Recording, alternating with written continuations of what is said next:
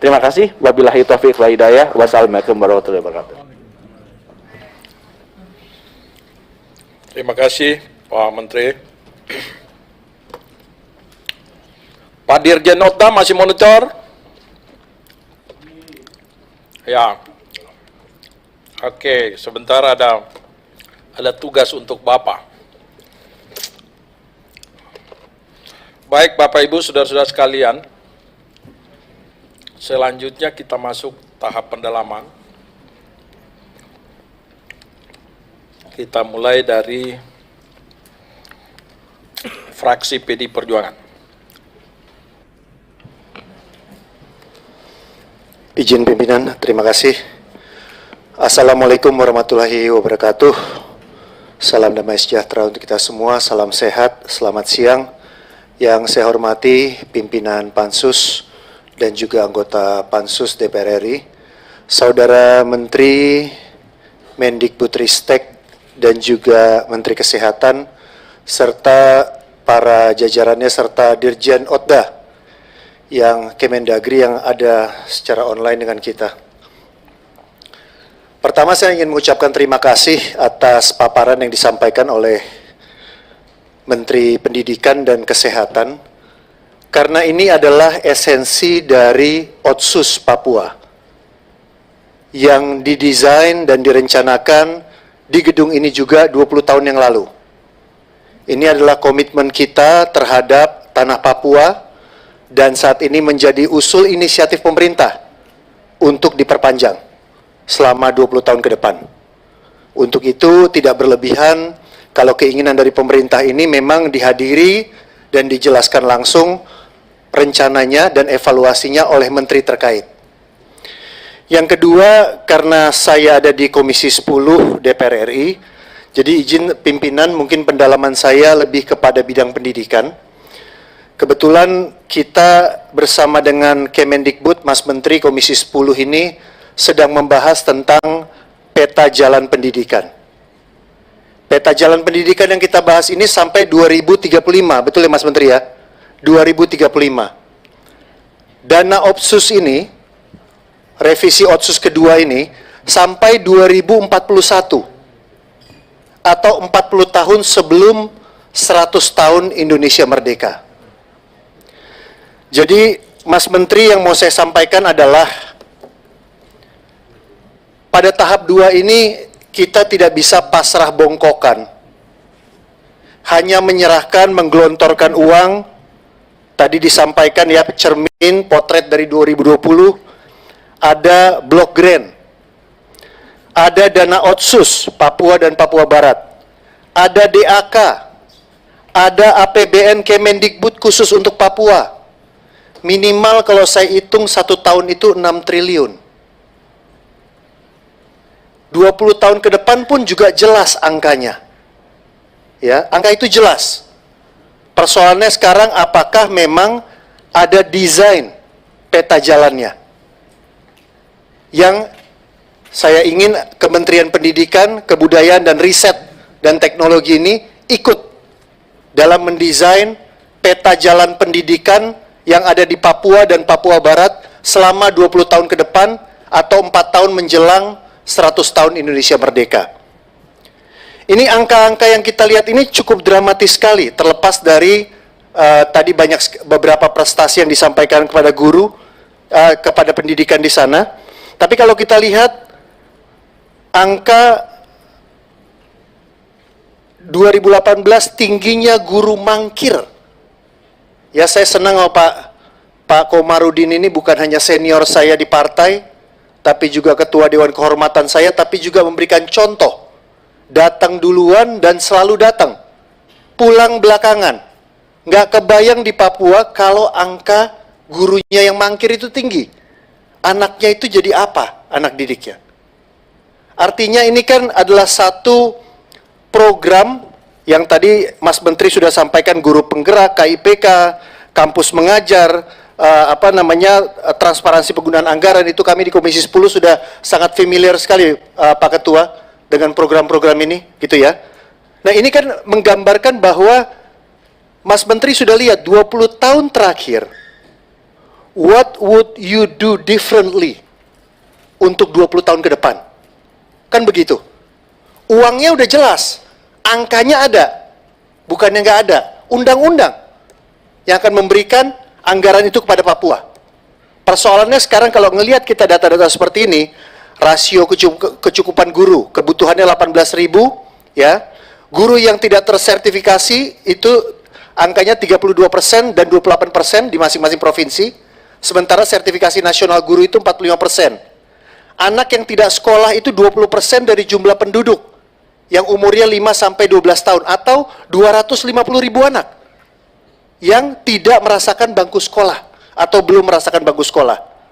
Ya, ini lagi ada, saya hanya mau mengulang lagi mengulang lagi data-data yang kita tahu dan kita mendapatkan dari BPS juga.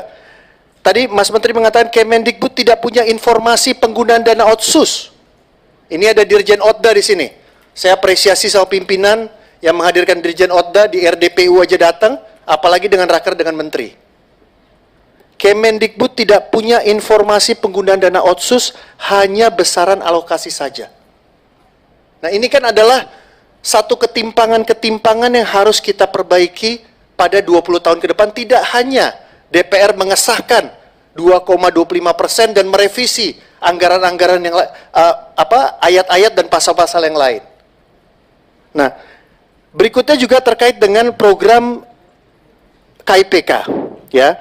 Anak Papua, menurut saya, Mas Menteri, yang kita selalu bahas di komisi, menurut saya harus ada keberpihakan terhadap anak Papua dalam mendaftar Kartu Indonesia Pintar Kuliah, yang merupakan program kerja, program kampanye dari Pak Jokowi dan Kiai Haji Ma'ruf Amin yang dijalankan dengan baik oleh Kemendikbud.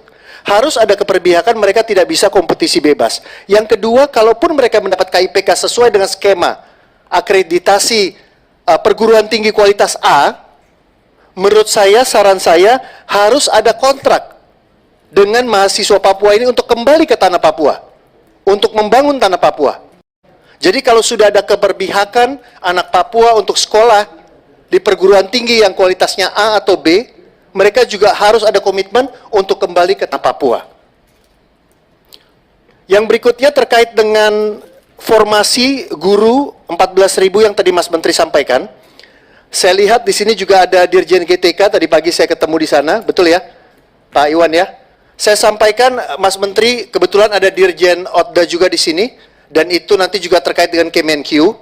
Tolong Pak Pimpinan terkait dengan formasi yang tadi Mas Menteri tawarkan dan sampaikan kepada anggota Pansus yang dari Papua agar mendorong pemerintah daerahnya mau mengajukan formasi guru P3K, agar surat dari Kemenq kepada Bupati, Wali Kota, dan Gubernur segera dilayangkan sekarang dan dipastikan mereka terima. Kenapa? Jangan sampai mereka ragu-ragu, pembayaran gaji P3K dan tunjangannya itu bukan dana dari APBN, tapi dana dari APBD mereka. Itu yang membuat sebagian dari mereka tidak mau mendaftar formasi. Nah, jadi seiring, sejalan dengan apa yang disampaikan oleh Menteri, saya minta kalau bisa Mas Menteri minta ingatkan kepada Menteri Keuangan. Dalam hal ini kemarin saya mengingatkan Dirjen Perimbangan Keuangan yang kebetulan ada dalam ruang rapat Komisi 10 agar surat itu dikirim.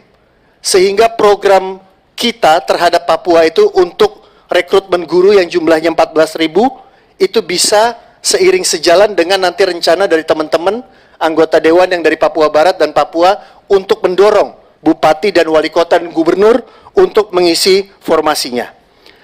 Saya rasa itu Pak Ketua yang bisa saya sampaikan secara detail. Mas Menteri, kalau bisa differently, ya, kita punya waktu untuk mendesain. Saya ingin ada tangan, pemikiran, kepedulian dari kita untuk ikut mendesain 20 tahun ke depan peta jalan pendidikan untuk Papua itu seperti apa. Sehingga yang kita jalankan dengan dana otsus yang baru ini ada hasilnya menjelang 100 tahun Indonesia Merdeka. Saya rasa itu, Pak Ketua, terima kasih. Assalamualaikum warahmatullahi wabarakatuh. Merdeka. Terima kasih, Merdeka. Selanjutnya dari Golkar, Di virtual Pak Lodwig. Halo. Pak Lodwig.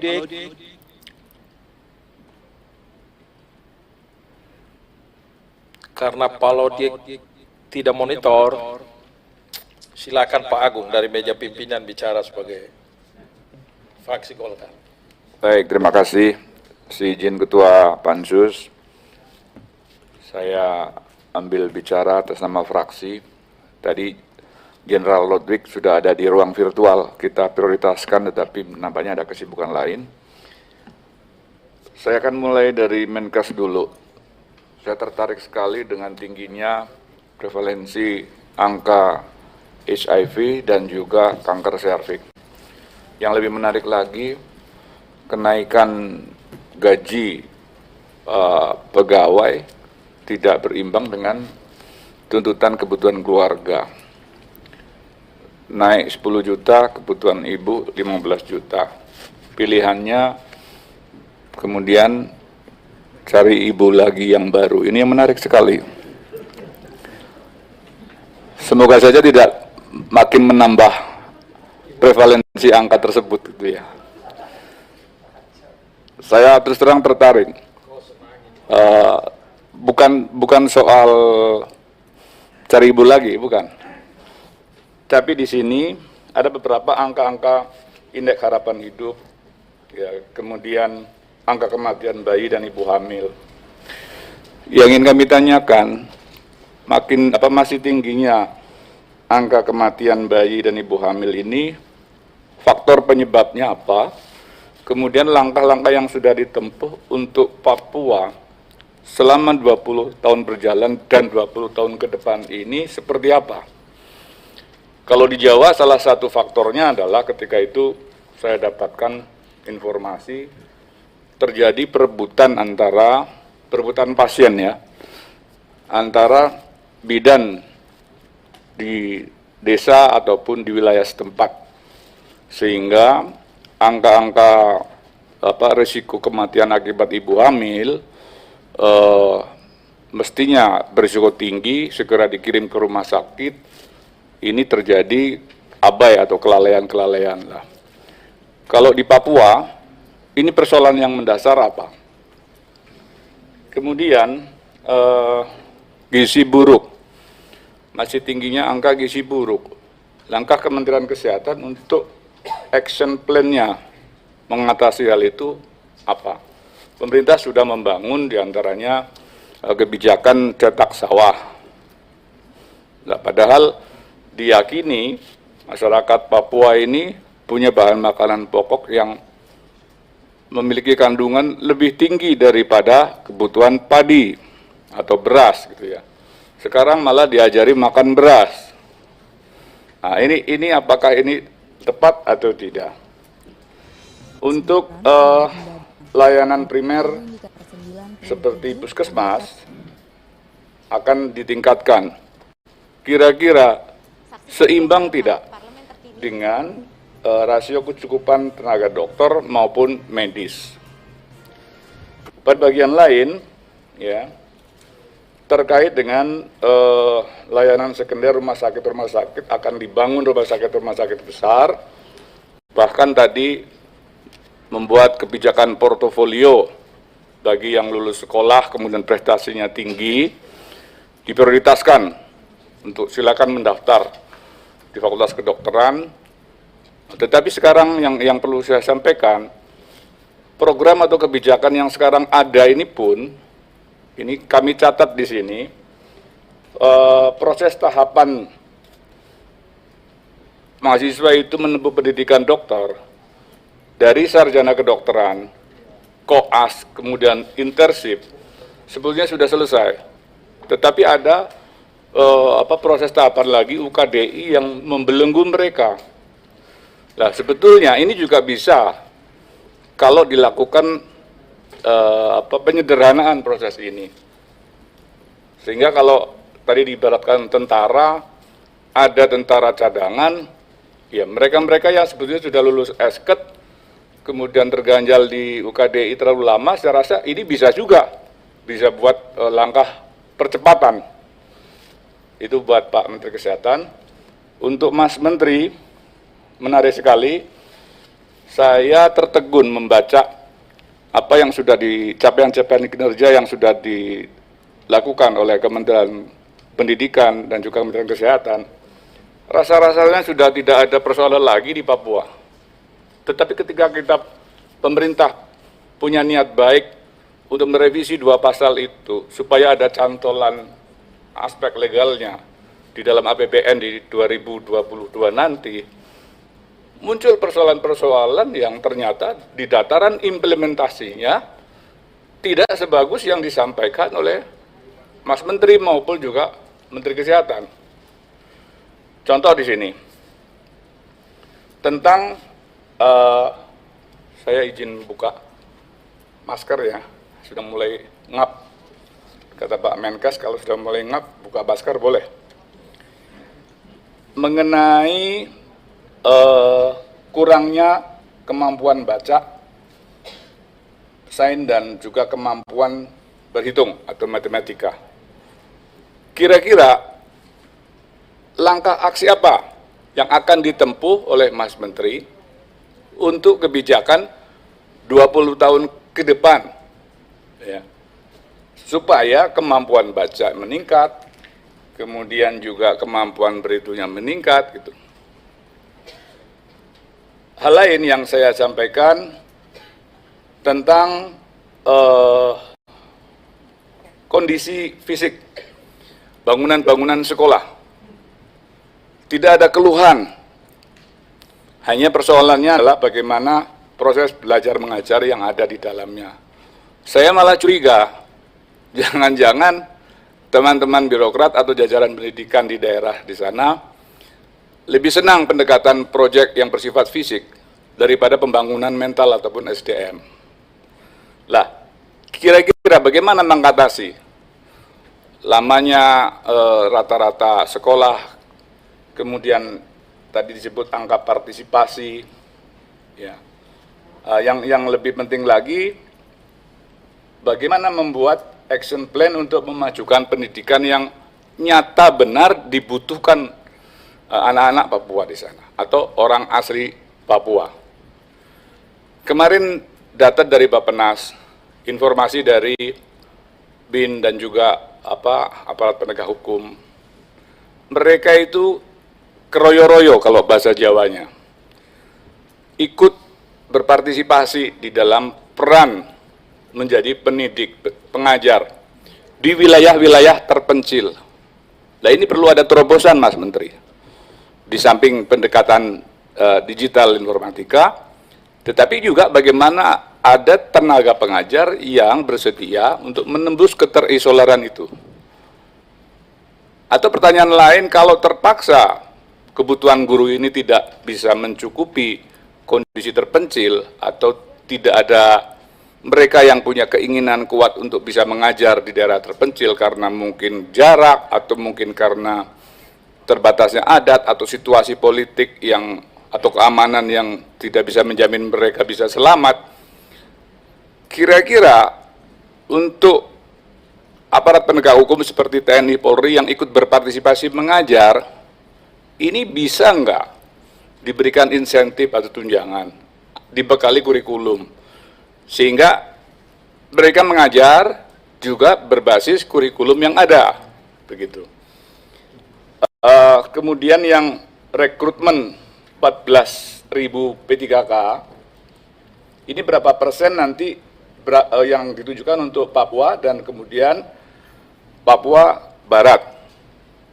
Itu saja. Jadi dari alokasi perekrutan yang 14.000, berapa dialokasikan untuk Papua dan Papua Barat? Terima kasih, Ketua. Terima kasih. Dari fraksi Gerindra juga karena di virtual yang hadir pimpinan, silakan Pak Yan bicara mewakili fraksi.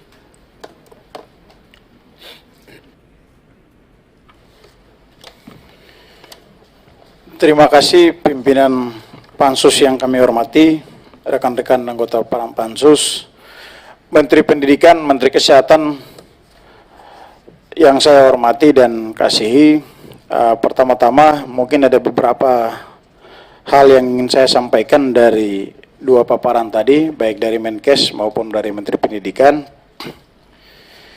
Yang pertama mungkin saya tujukan kepada Menteri Kesehatan.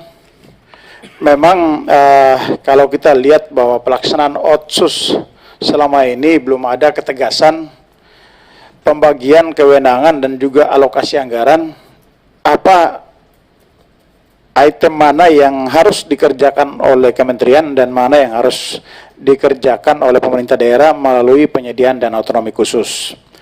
Nah, saya pikir dalam momentum revisi Otsus ini mungkin Menteri Pendidikan dan Menteri Kesehatan, karena ini dua substansi isu yang sangat strategis di Papua. Semangat Otsus yang pertama adalah pendidikan dan kesehatan untuk mendorong kesejahteraan masyarakat asli Papua dan angka harapan hidup. Nah, saya pikir ke depannya perlu ada pembagian kewenangan tadi, sehingga mungkin seperti tadi disampaikan juga oleh Pak Agung dari fraksi Golkar. Infrastruktur dikerjakan oleh mana, kemudian penyediaan tenaga dokter, tenaga kesehatan, termasuk tenaga pengajar disediakan mungkin oleh kementerian. Nah, saya melihat selama ini belum ada kejelasan. Jadi sampai 20 tahun implementasi Otsus di Papua kurang lebih, alokasi anggaran yang ada itu belum tergambar keberhasilan di bidang pendidikan dan kesehatan.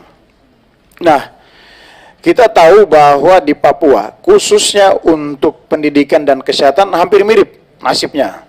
Nah, ini perlu saya sampaikan ke Pak Menteri bahwa kami selalu monitoring ke daerah-daerah di Papua, khususnya daerah-daerah terpencil, apalagi saya dan Pak Komarudin karena daerah pemilihannya di Papua, masih banyak sekolah yang belum memiliki guru. Nah, bahkan guru-guru pun juga bisa satu SD hanya memiliki satu guru, paling tinggi 3 guru. Nah, belum lagi SMA, SMP. Nah, jadi ini sebenarnya selama Otsus, isu pendidikan dan kesehatan ini menjadi isu strategis, tapi tidak mendapat alokasi tenaga guru maupun tenaga perawat yang maksimal. Nah, ini isunya hampir mirip. Puskesmas pun juga ada bangunan, tenaganya tidak ada. Tadi sudah disampaikan Pak Menteri Kesehatan juga. Nah, jadi yang pertama mungkin saran saya, ya, perlu juga kita dorong untuk rumah sakit khusus berdasarkan hasil survei sesuai dengan identifikasi tingginya penyakit apa yang sering dialami oleh orang di Papua. Jadi mungkin rumah sakit khusus itu perlu juga kita sediakan di Papua. Nah, mekanisme soal sharing anggarannya seperti apa itu bisa diatur antara kementerian dengan Menteri Keuangan, baik Menkes dengan Menteri Keuangan maupun Bappenas. Nah, kemudian ada 7 wilayah adat kalau kita hitung totalnya di Papua. Nah, di Papua ini semangat budaya ini menimbulkan pembangunan juga mengarah pada pembagian wilayah. Jadi dari 7 wilayah adat di Papua, kita harapkan dengan adanya evaluasi Otsus ke depan bisa diarahkan juga, baik itu pendidikan tapi juga kesehatan, untuk kita menyediakan misalnya kalau pendidikan ada sekolah-sekolah unggulan di 7 wilayah adat tersebut. Sehingga dari SD, SMP, SMA sampai ke perguruan tinggi kita menyiapkan SDM memang dari bawah.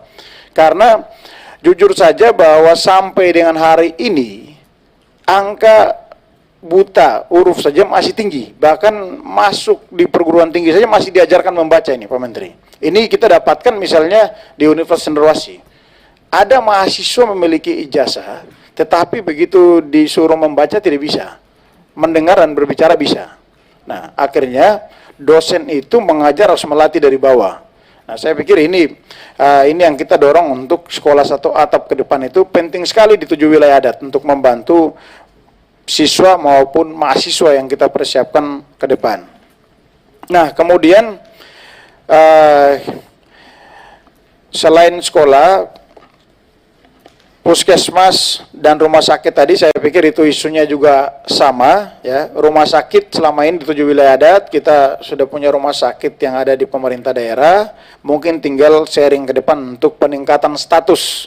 Tipenya kalau sekarang ada yang tipe C, mungkin kita naikkan jadi tipe B. Nah, kemudian mungkin rumah sakit yang ada di ibu kota provinsi, nah itu yang dinaikkan jadi rumah sakit regional. Nah, saya pikir rumah sakit regional ini memang tidak bisa kita berharap dengan kemampuan pemerintah daerah, tapi perlu juga didukung oleh Kemenkes ya, karena misalnya ventilator saja selama masa COVID-19, ventilator saja sangat terbatas sekali di rumah sakit kita yang ada di Papua. Begitu pula juga dengan tenaga dokter. Pada saat COVID, tenaga dokter kita misalnya yang tersedia di Jayapura sampai rumah sakit Angkatan Darat pun ditarik ke Jakarta. Jadi memang ini juga tadi disampaikan Pak Menteri Kesehatan ya, kita perlu punya pasukan nih. Dan pasukan ini harus kita susun sehingga sampai ke daerah-daerah bisa menjawab persoalan yang ada di daerah kita, khususnya di Papua yang menjadi isu hari ini. Nah, kemudian saya masuk juga kepada isu kesehatan, Pak Menteri. Coba kita dorong ke depan, ada semacam pelayanan kesehatan keliling. Karena jujur saja bahwa tingkat pendapatan orang di Papua rata-rata di bawah 1 juta. Jadi ketika kita suruh mereka untuk pergi berobat ke rumah sakit ya atau puskesmas, kadang-kadang transportasi saja tidak bisa mereka jangkau. Nah, karena tingkat kemahalan. Akhirnya cara pengobatannya dengan menggunakan sistem tradisional sampai dengan pasien itu sembuh atau tidak. Nah, begitu pula juga dengan saya pikir soal tenaga dokter dan perawat ini perlu diatur standar untuk pemberian insentif sehingga dokter maupun perawat itu semangat bertugas sampai di daerah-daerah pelosok. Nah, selama ini di Papua, selama otsus ini berlangsung, ada daerah yang misalnya memberikan insentif kepada dokter 15 juta per bulan. Ada juga yang memberikan 30 juta per bulan. Jadi dokter ini juga milih-milih wilayahnya yang dia mau tugas. Begitu pula dengan perawat. Jadi wilayah-wilayah tertentu yang pemberian insentifnya tinggi, dokternya sama perawat banyak yang ingin bertugas situ. Tapi wilayah yang rendah di bawah, akhirnya tidak maksimal dokter dan perawat bertugas situ. Mereka ingin untuk mutasi ke daerah-daerah tertentu. Jadi akhirnya terjadi loss control dan juga terjadi kekosongan terhadap penyediaan tenaga perawat maupun dokter. Nah, kemudian saya melihat bahwa di Papua selama kita monitoring sampai ke seluruh pelosok itu ya, butuh dukungan juga dari kementerian, baik itu terkait dengan penyediaan ambulans ya. Ambulans ini memang terlihat simpel sebenarnya. Kita lihat simpel, tapi pemerintah daerah sendiri juga sampai dengan hari ini belum mampu untuk menyediakan ambulans yang memadai. Misalnya 7 wilayah ada tadi, ada yang dilingkari oleh gunung dan lembah, ada yang dilingkari oleh sungai dan pesisir perairan laut. Nah, jadi ambulans pun juga harus bervariasi. Yang laut dan sungai kita sediakan ambulans yang bisa bergerak di wilayah perairan. Yang di darat kita sediakan kendaraan roda 4 yang bisa mobile, yang tentunya bisa menempuh medan yang sulit-sulit itu. Nah, jadi saya pikir ini mungkin beberapa hal yang sebenarnya sangat sangat simpel tapi menjadi kebutuhan mendasar karena spesifikasi mobil ambulans bahkan kendaraan terapung yang kita gunakan untuk melayani masyarakat di sekitar pesisir pantai dan sungai itu butuh fasilitas yang memang bisa mampu untuk menindaklanjuti ya apabila ada pasien-pasien yang sifatnya rawat jalan. Nah, tapi kalau rawat inap mungkin harus rujukan ke wilayah-wilayah di perkotaan. Nah, kemudian untuk pendidikan saya pikir beberapa minggu lalu atau bulan kemarin kami melakukan kunjungan pansus ke Papua dan Papua Barat. Nah, banyak sekali masukan terkait dengan pendidikan kita, termasuk penanganan mahasiswa.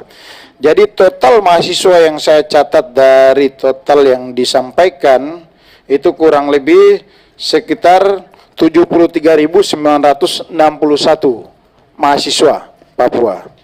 Tetapi ya, yang aktif justru sekitar 7.563. Nah, jadi banyak sekali mahasiswa yang presentasinya tidak aktif selama masa COVID-19. Nah, saya pikir soal pendidikan ini memang di Papua kita ada beberapa perguruan tinggi negeri maupun perguruan tinggi swasta. Nah, Tetapi kekosongan tenaga pengajar ini juga sangat memprihatinkan. Kalau kita hitung-hitung Pak Menteri, kurang lebih ada usulan tambahan sekitar 700 dosen untuk bisa mengisi kekosongan di perguruan tinggi negeri maupun bisa membantu untuk mengajar di perguruan tinggi swasta. Nah, memang dengan standarisasi pendidikan secara nasional maupun standar yang diberikan oleh pemerintah untuk Papua, banyak mahasiswa kita yang tidak bisa diakomodir di perguruan tinggi negeri di Papua. Selain keterbatasan perguruan tinggi, ya, tetapi juga minatnya mahasiswa itu cukup tinggi. Dengan keterbatasan nilai rata-rata mereka harus masuk untuk menjalani atau mengikuti pendidikan di perguruan tinggi swasta. Nah, perguruan tinggi swasta sampai dengan hari ini kekurangan tenaga pengajar itu tidak memberikan jaminan bagi mendorong peningkatan kualitas sumber daya manusia di Papua. Nah, saya pikir ini juga bisa menjadi bahan evaluasi, tapi juga meminta kepada Menteri Pendidikan dan Menteri Kesehatan untuk ada alokasi khusus formasi penerimaan CPNS, baik itu tenaga dokter perawat, tapi juga tenaga pengajar untuk Papua saja, begitu. Dengan semangat otonomi khusus yang akan kita dorong ke depan. Nah, kemudian selain formasi khusus tadi, ya, tetapi kita juga harus perlu untuk bagaimana mendorong agar pengembangan universitas yang ada di Papua dari waktu ke waktu bisa ditingkatkan. Nah, saya contohkan saja misalnya Universitas Cendrawasih, Pak Menteri. Alokasi dana otsus ya, selama kurang lebih hampir dalam 7 tahun ini, setiap tahun hanya terima 1 miliar dana otsus yang diterima oleh Uncen. Ini sangat memprihatinkan sekali untuk bisa mendorong pengembangan pendidikan. Jadi saya pikir mungkin melalui kewenangan Pak Menteri bisa didorong juga agar alokasi dana otsus untuk pendidikan tinggi ini perlu sekali kita alokasikan untuk pengembangan pendidikan di Papua, khususnya perguruan tinggi. Sehingga apa yang menjadi prioritas pemerintah pusat itu juga bisa diterjemahkan oleh perguruan tinggi di daerah, selain pemerintah daerah juga mengalokasikan beasiswa untuk mahasiswa Papua baik di dalam maupun di luar negeri. Tapi saya menyarankan pendidikan tinggi khusus beasiswa bagi mahasiswa-mahasiswi Papua di dalam dan di luar negeri, kalau bisa ini terkoordinasi dan terkoordinir satu pintu. Nah, kenapa demikian Pak Menteri? Karena selama ini yang ada di Papua ini sifatnya diproyekkan lagi. Jadi tender kepada pihak ketiga yang menghandle calon-calon mahasiswanya kemudian didistribusikan baik di universitas dalam dan luar negeri. Akhirnya kualitas SDM yang kita butuhkan di Papua itu tidak tercapai. Misalnya kita di Papua sekarang butuh para teknokrat. Kita dapatnya tenaga sosial, tenaga ekonomi yang diturunkan terus ke sana. Akhirnya kita butuh SDM yang spesifikasi tertentu tidak bisa tercapai dengan target-target waktu yang tersedia. Jadi saya pikir alokasi anggaran pendidikan yang selama ini di Papua dari dana otsus kurang lebih 400 sampai 500-an miliar itu mungkin perlu juga ada intervensi dari Menteri Pendidikan agar alokasi ini kalau bisa untuk pengiriman mahasiswa ke luar negeri dan dalam negeri dibiayai langsung oleh negara di bawah Kementerian Pendidikan. Jadi mahasiswa Papua itu tahu kuliah saja selama terdaftar di perguruan tinggi, datanya masuk dalam database Kementerian Pendidikan terkait dengan orang Papua, langsung dibiayai oleh negara. Jadi orang Papua tidak perlu lagi pikir soal biaya pendidikan, dia tahunya sekolah dan sekolah.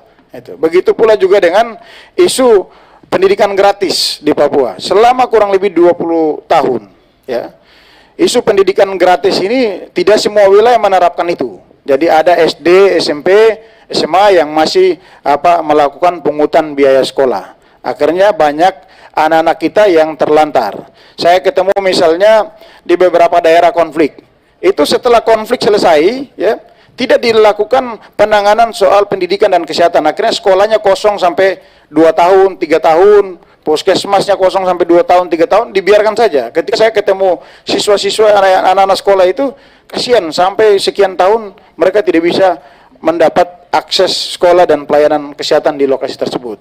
Jadi mungkin ini beberapa hal yang dapat saya sampaikan dan prinsipnya kita ingin untuk penanganan di Papua ya ini bisa lebih terarah dan kemudian pembagian kewenangan juga bisa lebih jelas. Nah, begitu pula juga dengan Kementerian Kesehatan, kita berharap ke depan itu ada kartu, kalau selama ini dibilang kartu Papua Sehat, Pak. Nah, itu kalau bisa ditarik kewenangan itu ke Menteri Kesehatan untuk mengcover seluruh orang Papua agar berobat di rumah sakit, rujukan penyakit yang memang mungkin harus perlu dirujuk, kalau bisa dibiayai negara, gratis dengan menggunakan dana otsus, tidak harus kita lemparkan ke daerah. Karena jujur saja saya dari Papua sama-sama dengan Pak Komar, tapi kalau kita lemparkan ke daerah ini banyak diproyekkan, akhirnya anggaran ini tidak terarah dan tidak jelas juga. Jadi kita minta untuk bagaimana supaya tingkat keberhasilan dan target pemerintah ini tercapai harus juga dibagi tugas dan dihandle juga atau diintervensi oleh Menteri Pendidikan dan Menteri Kesehatan untuk dua isu strategis ini. Mungkin ini yang dapat saya sampaikan. Sekali lagi terima kasih. Terima kasih Pak Yan. Pak Robert Nasdem, silakan.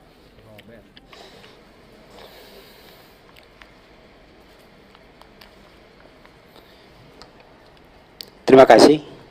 Yang saya hormati pimpinan Pansus Papua dan seluruh anggota Pansus yang saya banggakan.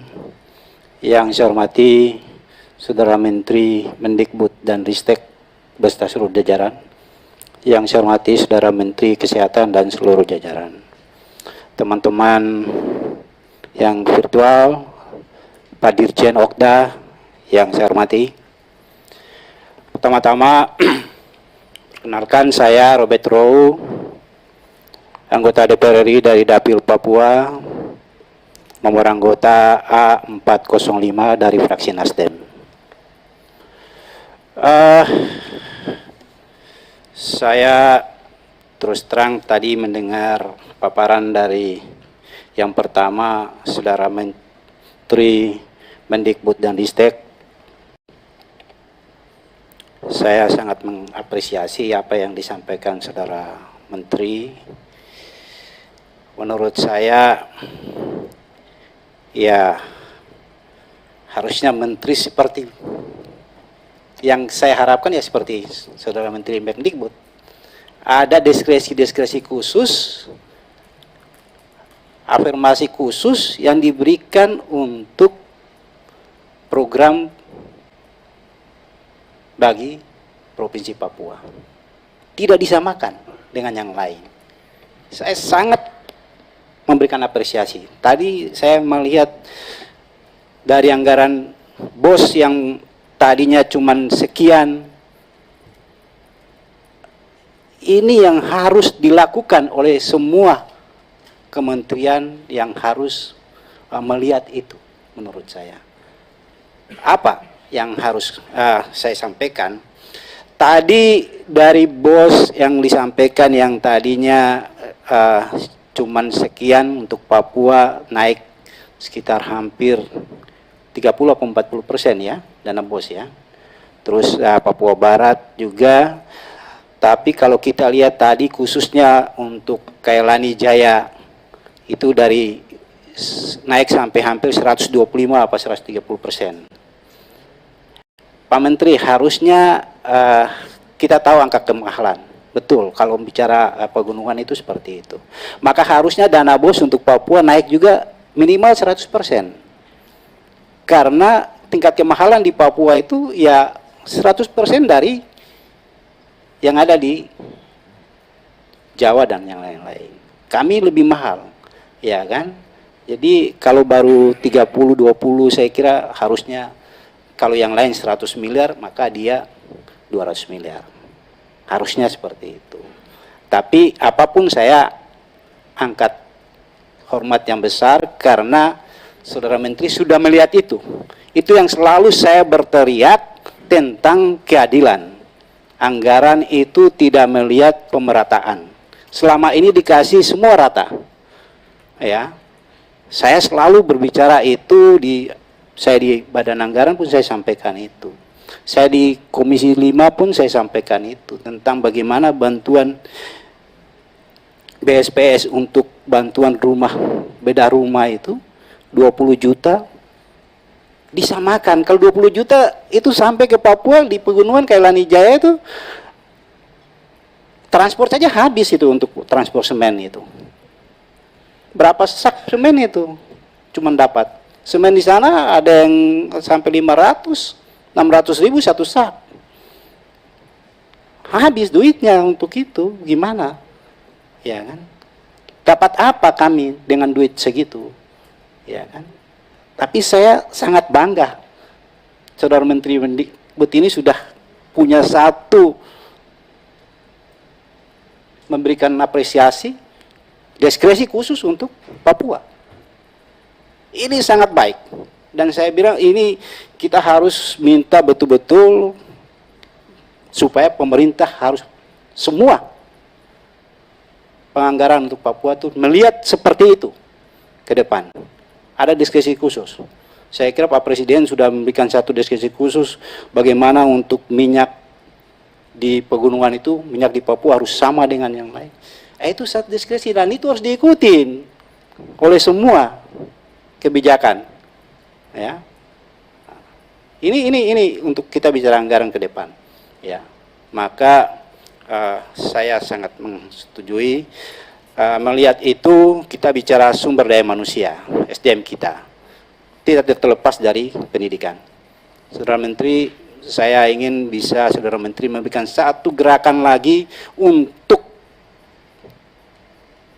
memacu keterenggalan kita tentang SDM kita. Tadi Saudara Yan sudah sampaikan bagaimana ada mahasiswa di Uncen yang baca saja tidak masih susah membaca.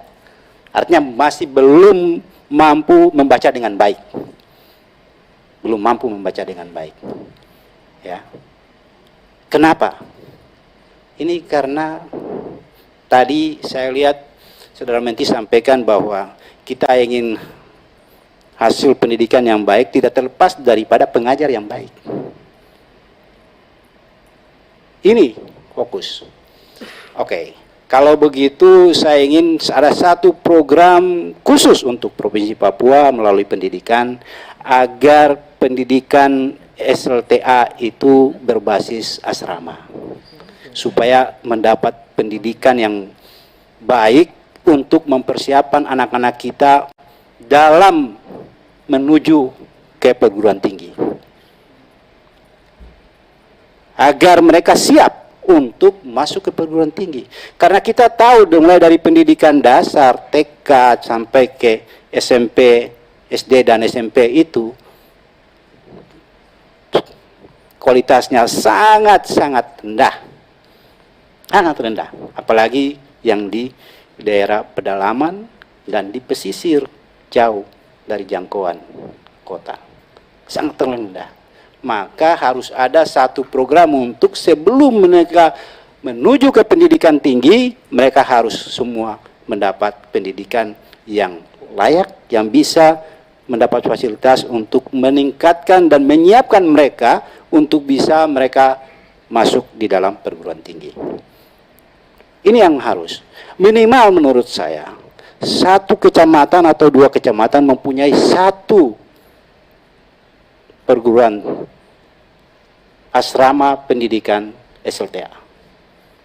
Memberikan fasilitas guru yang memadai, kualitas, ya, fasilitas kesehatan, semua mereka di situ. Gizi yang baik mereka, kita persiapkan mereka anak-anak ini untuk bisa menuju ke perguruan tinggi agar mereka ini bisa bersaing dengan saudara-saudara di luar Papua. Karena kalau kita bicara SDM itu ke depan kita mau kejar seperti apapun sekarang, saya kira kita tidak dapat menjangkau itu kalau kita tidak siapkan mereka betul-betul dalam satu program yang terukur. Kita lihat itu baru bisa.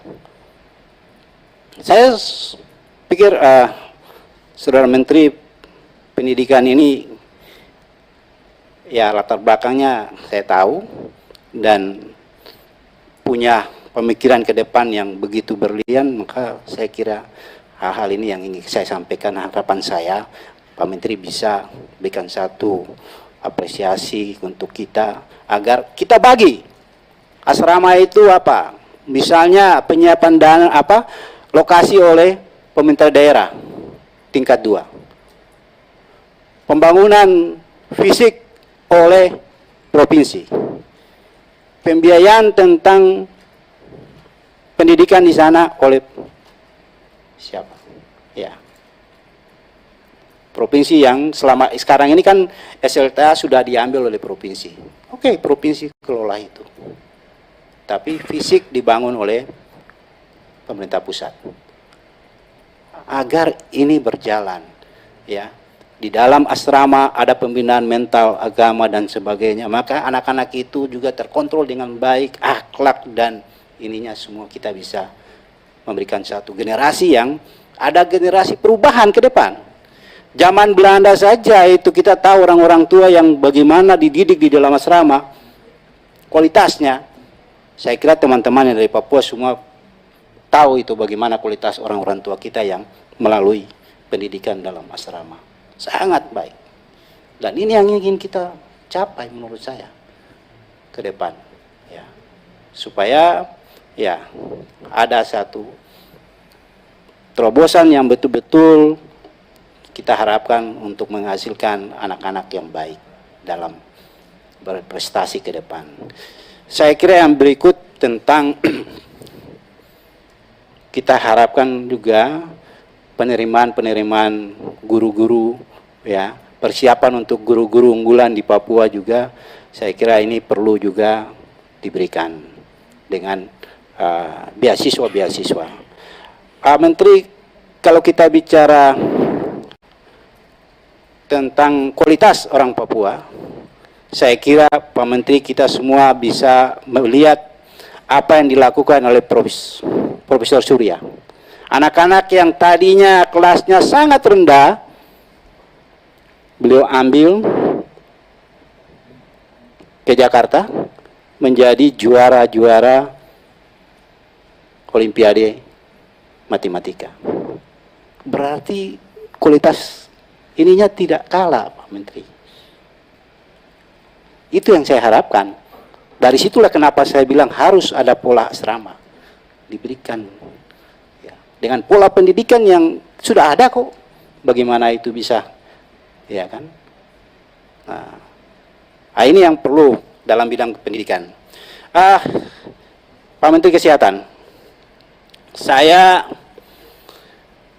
mantan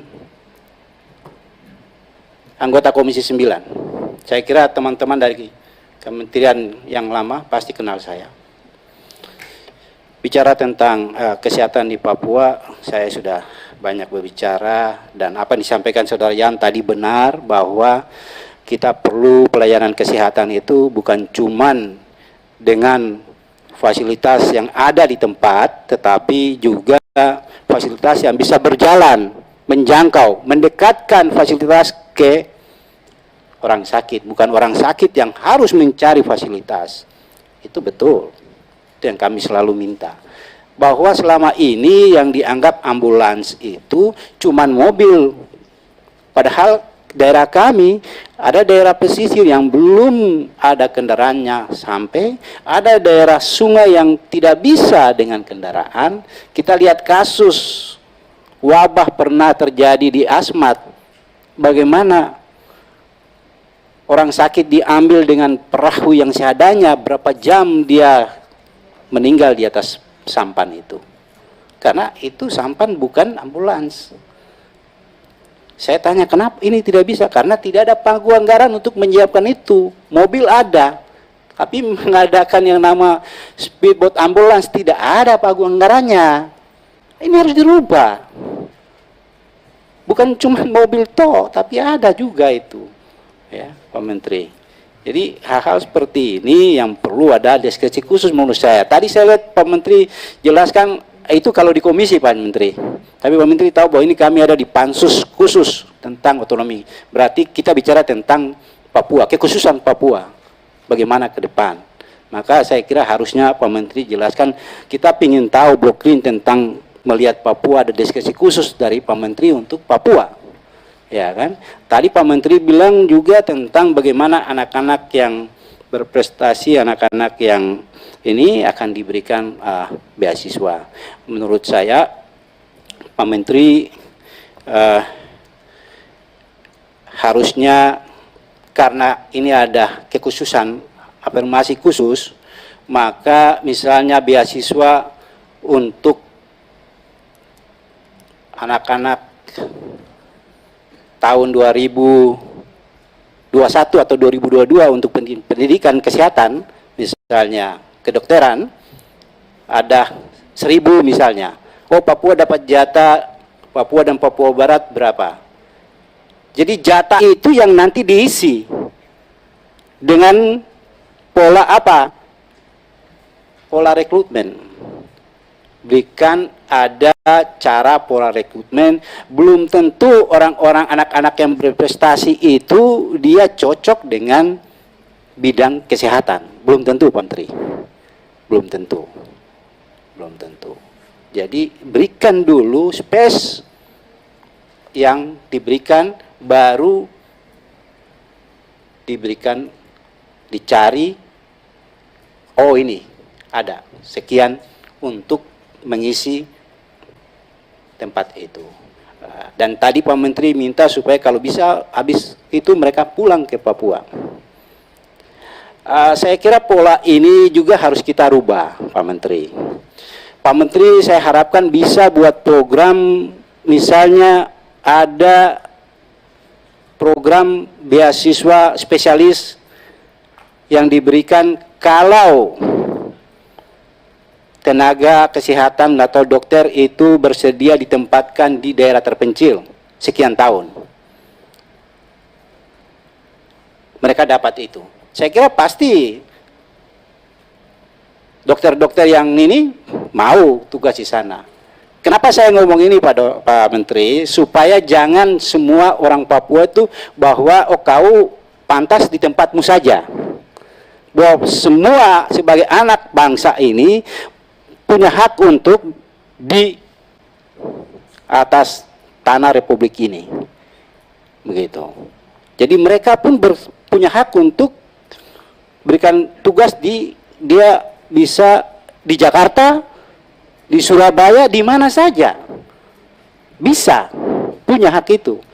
Jangan kita, oh karena kau orang Papua, kau harus bisa, kau cuma boleh balik ke sana. Ini kita harus merubah image itu, Pak Menteri. Ya, tadi Saudara Yan sudah sampaikan bagaimana tentang beasiswa yang diberikan untuk anak-anak kami yang sekolah ke luar negeri. Saya ingin sampaikan bahwa mereka ini yang pergi sekolah ini tidak ada jaminan dia pulang, dia bisa jadi apa? Paling bisa jadi pengangguran lagi di Papua. Tidak ada jaminan mereka itu. Maka ini harus ada satu jaminan bahwa mereka pulang, ya, mereka bisa ditempatkan di mana? Di kementerian, di mana saja, anak-anak ini harus bisa ada. Dia merasa memiliki Republik ini. Harus ada space untuk kekhususan kami diberikan oleh pemerintah. Penerimaan Kementerian Kesehatan sekian, space untuk kekhususan orang Papua sekian, Aceh sekian, supaya ada di situ. Karena ini ada kekhususan, diberikan. Kalau itu tidak ada ya bagaimana? Jadi kami lama-lama kami cuma boleh di sini, ya sudah kami saja di sini, Anda keluar semua dari sini. Pemikiran itu akan datang, teman-teman menteri. Itu akan datang. Kalau cuma kami semua boleh di sini, ya sudah yang lain keluar, sudah berarti kami saja. Ini berbahaya. Kok dari sana bisa ke sini, kami terima, kok kami ke sana nggak bisa, gitu. Itu yang terjadi sekarang. Itu yang membuat masyarakat orang Papua merasa bahwa dia cuma memiliki tanah ini, tapi dia tidak bisa ikut berbuat di tempat lain di Republik ini. Jadi ini tolong saya minta supaya kesempatan ini dibuka. Kesempatan ini dibuka, pola-pola ini dibuka lagi. Jangan diberikan otsus, ya sudah otsus ini ya kalian jalan. Ya kan?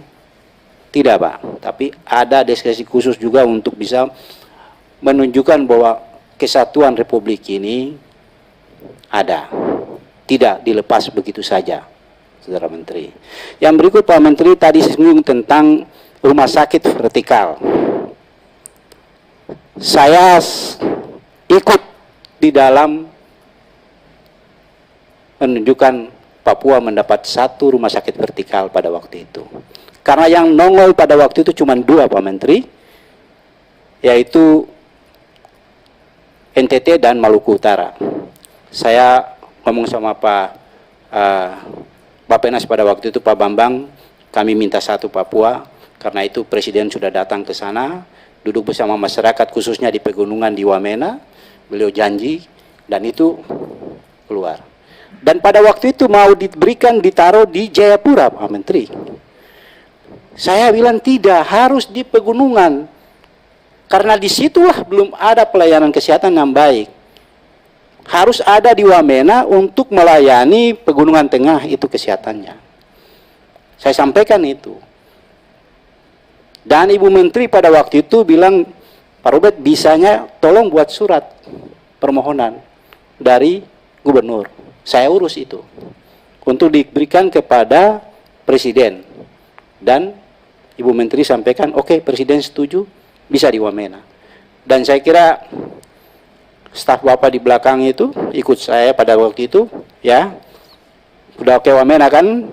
Sudah pada waktu itu kita rame-rame datang, sudah lihat lokasi, semua sudah setuju di situ, dan tanahnya itu sudah diserahkan dari minta 10 hektar, sudah diserahkan 7 hektar bersertifikat lengkap. Dan tinggal 3 hektar lagi itu dalam proses sertifikat. Ya. Tapi saya dapat info kemarin, Pak Menteri katanya mau ada peletakan batu pertama di Koya. Kok mau dipindahkan ke sana? Menurut saya tidak, Pak Menteri. Harusnya tetap di Wamena. Karena itu untuk melayani masyarakat Pegunungan Tengah yang belum mendapat pelayanan kesehatan yang baik. Ada hampir 7 atau 8 kabupaten kota. Dan para bupati di sana sampaikan kepada saya, tolong sampaikan kepada Pak Menteri Kesehatan bahwa kalau bilang mau tanah berapa besar, kami semua bisa siap untuk memberikan dukungan kepada Wamena untuk beli tanah sebesar-besarnya untuk rumah sakit itu. Karena kami semua belum punya rumah sakit itu. Jadi saya ingin supaya tolong Pak Menteri segera itu dilakukan. Penyerahan, saya kira punya dokumen tentang penyerahan 7 hektar itu. Surat-suratnya. Ya. Komitmen dari pemerintah kabupaten sudah buat surat semua bupati kepada kementerian. Tetapi sampai saat ini saya kira sudah berapa tahun ini. Yang lain sudah resmikan. Kami Papua belum ada resmikan. Maka ini yang saya sampaikan, tolong sesama pemerintah daerah, bupati itu adalah pemerintah. Saling menghargai, di sana sudah jamin, Pak tolong dong dibangun. Ya kan? Tolong dibangun ini sudah. Kalau ini ditinggalkan lagi terus, ya tadi Bapak sampaikan, saya tahu anggarannya berapa besar karena itu anggaran bantuan luar negeri, loan dari luar negeri. Saya tahu nilainya. Saya ikut membahas itu dan sampai diketok di komisi sama saya. Baru saya keluar pada waktu itu. Jadi saya kira teman-teman yang staf Bapak, Dirjen yang ada semua pasti tahu saya ikut mendukung itu. Oke, saya kira itu pimpinan. Terima kasih. Mohon maaf saya agak lama karena kita bicara tentang kekhususan kita nih, Papua ke depan. Karena ini adalah masalah keutuhan negara yang kita bicara saat ini. Untuk menjaga itu kita harus betul-betul sebagai wakil rakyat, kita harus betul-betul membuat satu keputusan yang bisa menjawab kekecewaan rakyat Papua saat ini. Saya kira saya kembalikan ke pimpinan. Terima kasih pimpinan. Terima kasih PKS.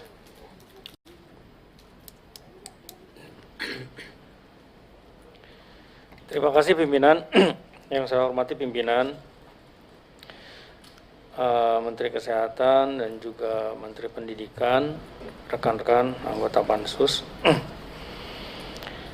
Menurut saya Papua itu adalah spesial, karenalah kemudian juga kita membentuk Pansus atau membentuk Undang-Undang Otsus Papua yang itu juga spesial. Karena spesial, maka pendekatannya juga mesti pendekatan yang spesial. Karena mungkin juga kita lihat agak berbeda dari sisi kontekstualnya dengan daerah-daerah yang lain. Tentu daerah-daerah juga punya kekhususan. Karena kalau kemudian pendekatannya tidak pendekatan spesial, kalau kemudian meminjam istilah para tenaga kesehatan, ketika kita mendiagnosis sebuah persoalan atau katakanlah penyakit, maka ketika diagnosisnya itu tidak tegak, resepnya juga bisa jadi keliru. Karena kalau resepnya keliru, nanti yang muncul adalah bukan kemudian sehat, tapi bisa jadi kemudian resisten terhadap obat-obatan yang ada. Nah, karena itulah kemudian menurut saya pendekatan-pendekatan terhadap kebijakan pendidikan dan kesehatan di Papua mesti dikaji secara mendalam dengan melibatkan pemangku kepentingan yang ada di Papua sendiri.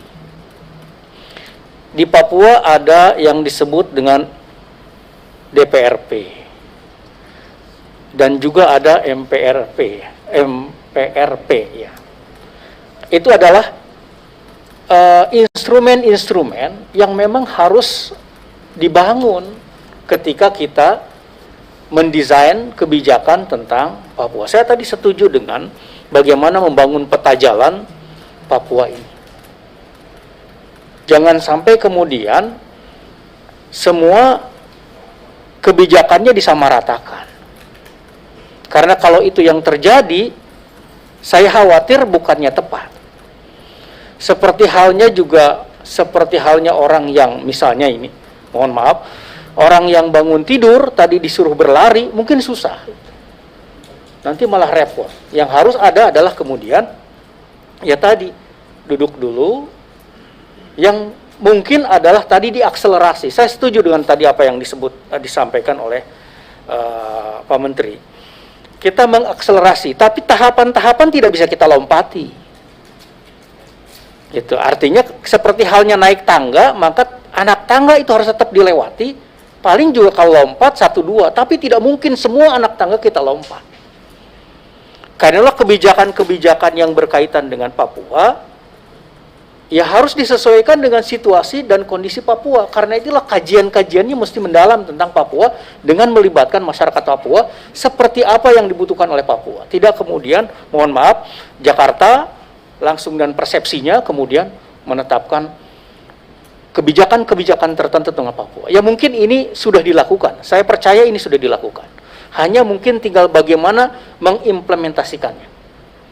Tadi apa yang disampaikan, apakah misalnya sekolah keluar dari Papua atau sekolah di dalam Papua, itu adalah persoalan-persoalan teknis nanti. Yang penting adalah bagaimana tadi ketersediaan guru dengan pendekatan-pendekatan yang komprehensif. Kurang tenaga dokter, ya bisa jadi kita juga bangun fakultas kedokteran di Papua yang bagus. Walaupun setahu saya, kalau tadi Pak Menteri Kesehatan mengatakan kita masih kekurangan dokter, ya setahu saya memang fakultas kedokteran juga masih dilakukan moratorium, benar ya Pak Menkes? Sampai saat ini masih terjadi moratorium untuk fakultas kesehatan, pendirian fakultas-fakultas kesehatan yang ada di Indonesia. Padahal kita masih kekurangan dokter. Biarkan saja menurut saya terjadi persaingan. Toh fakultas-fakultas kedokteran yang swasta juga banyak diminati, walaupun dengan bayaran yang relatif tinggi. Tapi kalau kita lihat di Papua, ya bisa jadi adalah orang Papuanya kemudian yang disekolahkan keluar dari Papua, atau kita bangun fakultas kedokteran yang representatif di Papua. Yang itu tentu dengan kajian-kajian yang mendalam. Titik tekannya menurut saya di sana. Kemudian saya tidak ingin banyak hal tadi karena sudah disinggung, tapi hanya satu pesan saja saya menegaskan kembali tentang P3K yang memang terjadi Pak Mas Menteri Kesehatan lah, ya bilang Mas, karena saya harus memanggil sesuatu yang disukai oleh seseorang. Mas Menteri, P3K yang 2021 ada persoalan tadi yang disampaikan oleh kawan kita, bahwa dananya tidak diambil dari dana alokasi umum atau APBN. Dan itu juga sebenarnya terjadi di 2019 yang kemarin juga P3K sudah di SK-kan. Persoalan ini masih ada juga.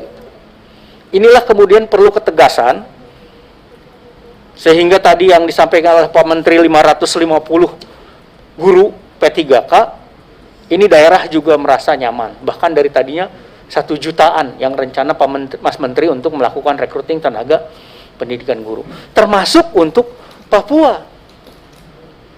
Dan ini harus dialokasikan juga secara khusus karena Papua adalah khusus. Nah, jadi tergambar dengan jelas strategi-strategi tahapannya seperti apa. Mudah-mudahan apa yang saya sampaikan ini bisa nanti men-trigger lah kebijakan-kebijakan kementerian sektoral berkaitan dengan komunikasi dengan masyarakat Papua atau orang-orang Papua, karena di sana ada undang-undang otonomi khusus, di sana juga ada Perdasus, yang memang ini harus kemudian kita banyak melakukan kajian, kita banyak melakukan dialog, yang saya yakin juga dialog-dialog ini juga dalam rangka proses pembelajaran kita semua. Ya, proses pembelajaran, karena yang namanya proses itu tidak bisa di-skip. Dia terus harus dilakukan. Ini adalah bagian dari yang harus dilakukan untuk berbicara. Saya suka dengar misalnya tentang ini ada undang-undang otonomi khusus Papua, tapi dengan undang-undang yang kementerian sektoral, apakah pertambangan, energi, dan sebagainya, ini jadi saling kalah mengalahkan. Bahkan akhirnya yang kalah adalah Perda Otsus atau undang-undang Otsus Papua. Nah, inilah Pak Menteri, maksud saya membangun ini memang harus dilakukan, dan kita juga perlu kesabaran, perlu kebertahapan, karena dia adalah sesuatu yang niscaya. Saya yakin dengan proses ini kita semua bisa menyelesaikan persoalan-persoalan Papua menjadi, insya Allah tadi seperti yang disampaikan oleh kawan kita dari Nasdem, ternyata juga luar biasa.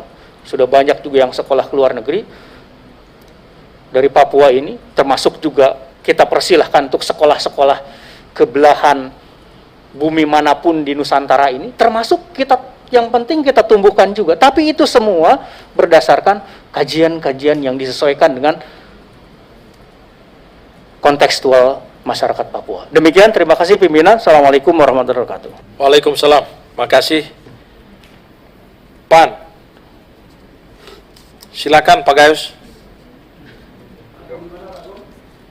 Sudah benar itu. Nggak usah tanya lagi, langsung. Waktu. Bismillahirrahmanirrahim. Assalamualaikum warahmatullahi wabarakatuh. Nama saya Gus Pardi Gaus dari fraksi Partai Amanat Nasional, daerah pemilihan Sumatera Barat 2. Dari dua paparan yang disampaikan oleh Mas Menteri, terutama berkaitan tentang masalah pendidikan yang merupakan tugas dan wewenang dari kementerian yang bersangkutan. Saya menyimak secara seksama dan juga melihat presentasi yang disampaikan oleh Mas Menteri. Ada beberapa hal yang ingin saya sampaikan menyikapi apa yang dilontarkan. Pertama yang ingin saya informasikan kepada kedua sosok menteri ini adalah tujuan daripada otonomi khusus Papua adalah dalam rangka untuk melakukan lompatan percepatan dalam berbagai sektor. Interupsi sebentar, Pak. Interupsi sebentar. Tadi pimpinan Pansus lupa untuk memperpanjang karena tadi ditetapkan sampai jam 4 ya. Untuk itu kita perpanjang dulu ya. Disetujui sampai jam berapa? Jam 5 cukup? Untuk itu kami mohon teman-teman pembicara berikutnya agar tetap fokus kepada dua pasal yang diusulkan oleh pemerintah ini. Tanggapan Mas Menteri dan Menkes ini seperti apa begitu? Silakan dilanjut, Pak Gaius Pardi. Ya, saya lanjutkan. Tujuannya adalah lompatan, percepatan dari berbagai sektor. Karena pada hari ini yang hadir adalah Menteri Pendidikan dan Kesehatan, saya hanya fokus kedua sektor tersebut. Dari berbagai informasi yang saya dapatkan, baik ketika kami kunjungan kerja tanggal 3 dan 4 ke Papua dan Papua Barat, ketika saya di Papua Barat yang memberikan presentasi itu adalah rektor. Rektor memaparkan tentang persoalan Papua adalah berdasarkan survei. Beliau melakukan penelitian, terutama yang saya bahas ini adalah pendidikan dan kesehatan itu. Dan juga saya membaca disertasi seorang doktor berkaitan tentang Papua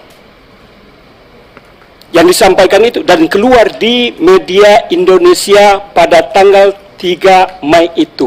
Silakan dilihat. Apa informasinya itu adalah lebih dari 1.000 triliun dana pusat ke Papua. 1.000 triliun dalam berbagai bentuk, apakah dana otsus dan lain sebagainya dan lain sebagainya. Tentu tidak usah saya ungkapkan itu.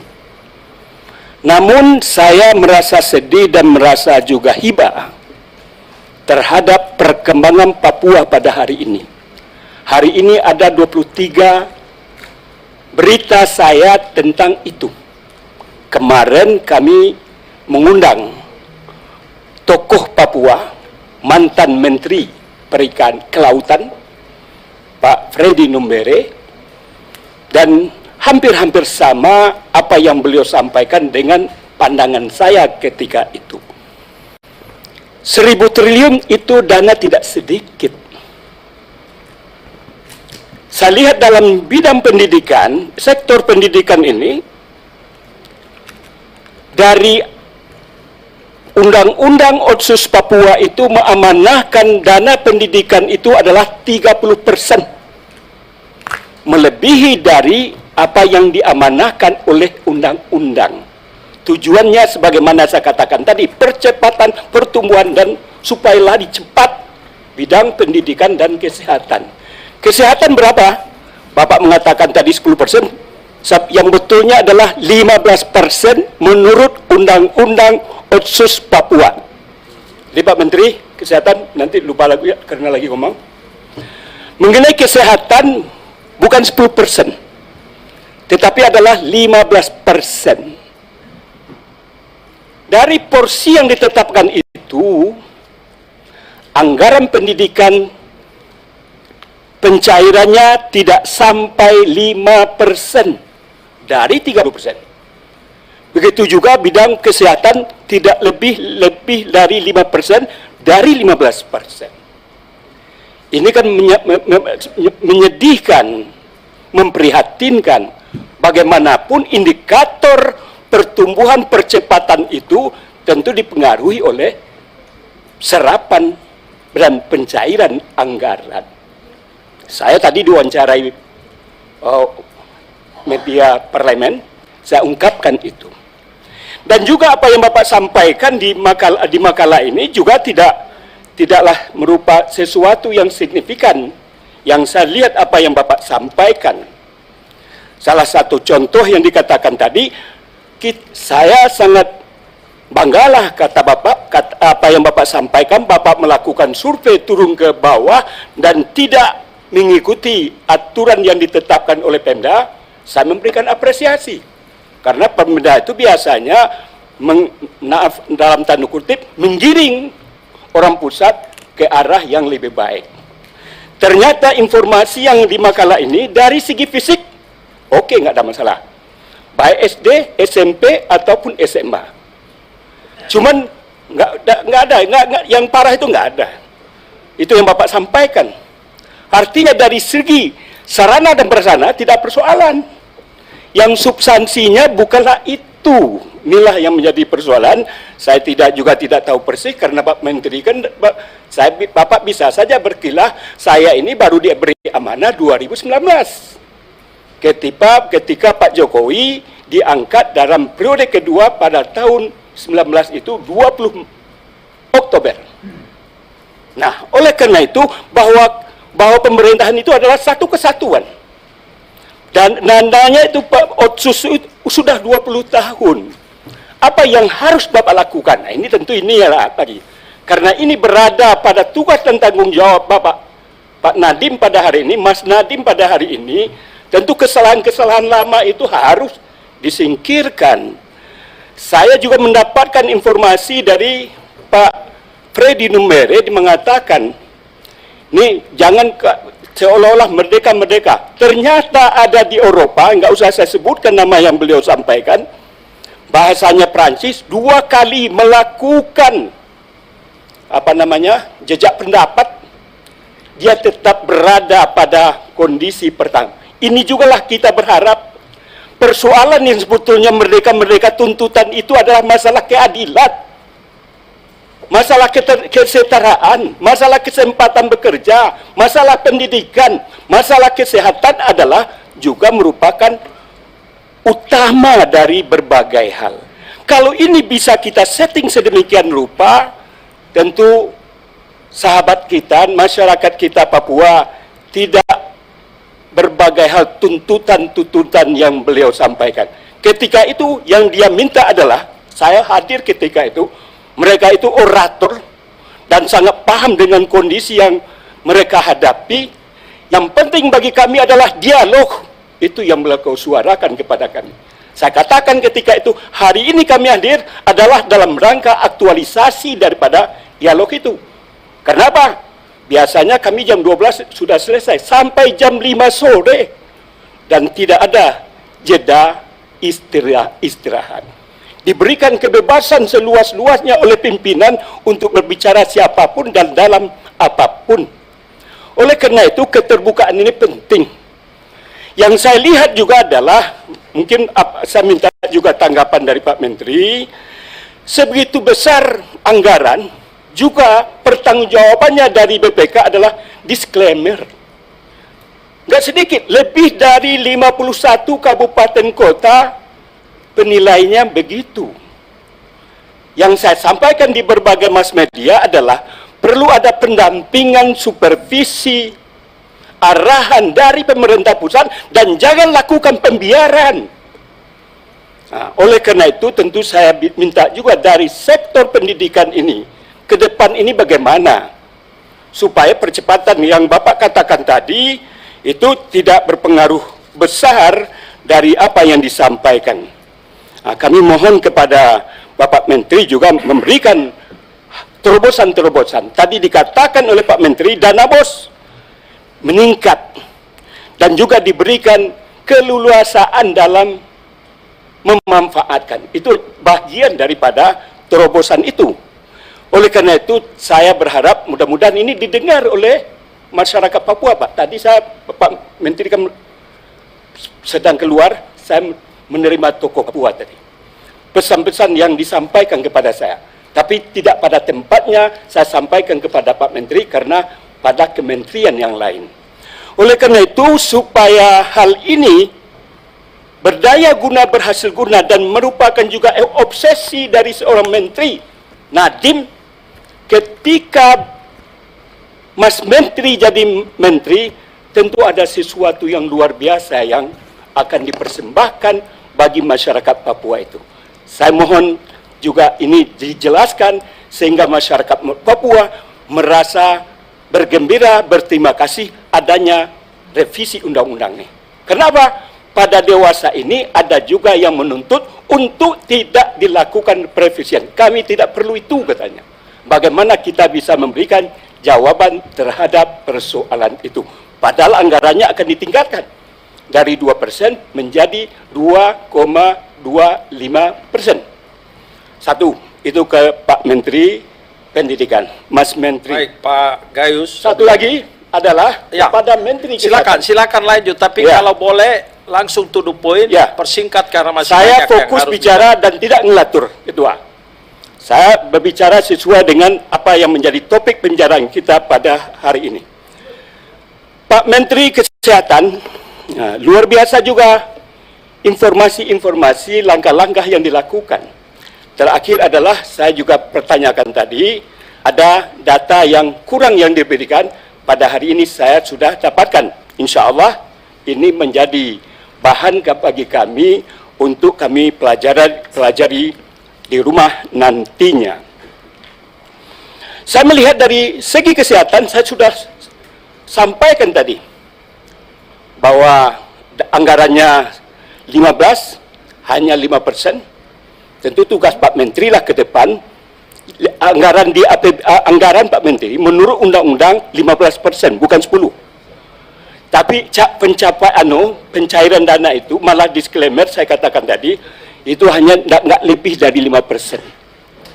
Tentu ini perlu juga pendampingan sama dengan apa yang saya sampaikan.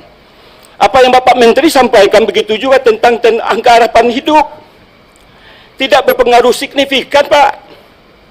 Saya melihat ini, halaman berapa yang Bapak? Halaman 6, Pak. Antara 2002 dengan 2020 tidak signifikan.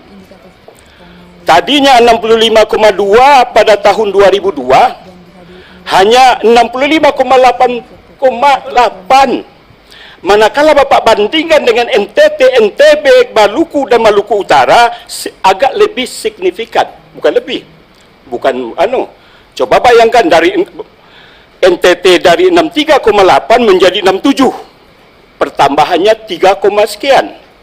NTB dari 59 menjadi 66, sekian, luar biasa. Kemudian Maluku 65 naik 66. Kemudian Maluku Utara, biar saya sampaikan juga supaya bukan tidak pakai data, data ini dari Pak. Artinya apa? Persoalan kesehatan, program-program yang sengaja ditetapkan 15% melebihi dari ketentuan yang untuk provinsi, kabupaten, kota yang lain tidaklah begitu signifikan. Ternyata harapan hidup masyarakat Papua tidaklah mengembirakan. Kenapa? Karena Papua dari 65,2 menjadi 65,8. Kemudian Papua Barat nggak ada gambarannya berapa. Padahal bisa juga Bapak berikan presentasi. Kenapa? Papua Barat itu dipisahkan dari Papua Induk 2006. Harusnya kan ada indikator dari 2006 ini berapa? Berapa peningkatannya? Tahu-tahu hanya sekonyong-konyong Bapak sampaikan 66,1%. Dan juga yang menyedihkan adalah kalau dari segi pendidikan tidak ada persoalan infrastruktur. Kalau di kesehatan saya lihat sangat luar biasa keprihatinan saya itu. Kenapa? Masih ada 160 kecamatan yang belum punya puskesmas. Bayangkan satu kecamatan itu tidak sama dengan Sumatera Barat, tidak sama apalagi DKI Jaya, Pak. Luas wilayahnya sangat luar biasa. Oleh karena itu percepatan dalam bidang ini supaya anak-anak dan ibu-ibunya sehat, perlu juga terobosan-terobosan yang perlu Bapak berikan sehingga sehat itu penting, pendidikan itu penting dengan merubah mindset dan lain sebagainya sehingga harapan daripada masyarakat Papua sesuai dengan apa yang kita inginkan. Barangkali itulah beberapa hal yang ingin saya sampaikan. Mohon maaf atas segala kekurangan. Assalamualaikum warahmatullahi wabarakatuh. Waalaikumsalam. P3.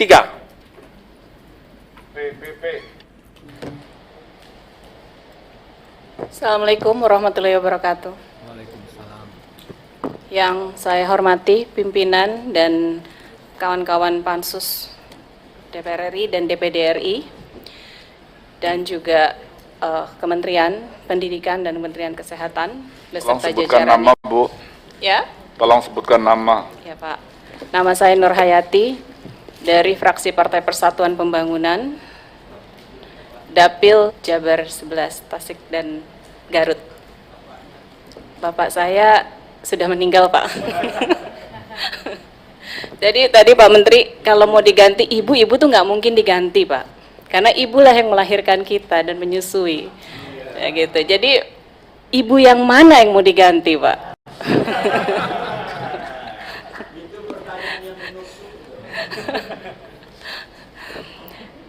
Baik. Seperti kita ketahui bahwa undangan rapat pada hari ini kepada Kementerian adalah tentang masukan dan pendapat terhadap RUU tentang perubahan kedua atas Undang-Undang Nomor 21 Tahun 2001 tentang Otsus Provinsi Papua. Jadi kami mengharapkan di sini masukan dan pendapat dari Kementerian Pendidikan dan Kesehatan untuk rancangan Undang-Undang Otsus Papua sebetulnya. Jadi sebetulnya tidak usah terlalu rigid dan terlalu lebar, tapi kami ingin masukan dan pendapatnya, karena dana otsus ini sesuai dengan surpres yang kami dapat, itu adalah pansus ini dibuat dikarenakan ada surat presidennya.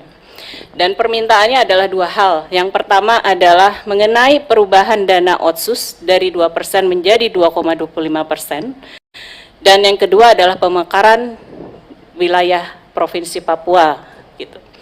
Jadi hanya bab 9 tentang keuangan, pasal 34 dan 76. Yang kami ingin dapatkan adalah masukan dan pendapat dari para menteri, bagaimana dana otsus ini setelah ditambah dari 2% menjadi 2,25%, dan di dalamnya itu ada menyebutkan bahwa 30% adalah dana pendidikan dan 15% adalah dana kesehatan. Jadi kami ingin masukan dan pendapatnya. Jadi apabila ini ditambah, artinya kalau bertambah 0,25%, artinya bertambah pula anggarannya. Nah, artinya untuk pendidikan dananya itu akan bertambah, dan untuk kesehatan juga akan bertambah. Jadi kami ingin masukannya, Pak.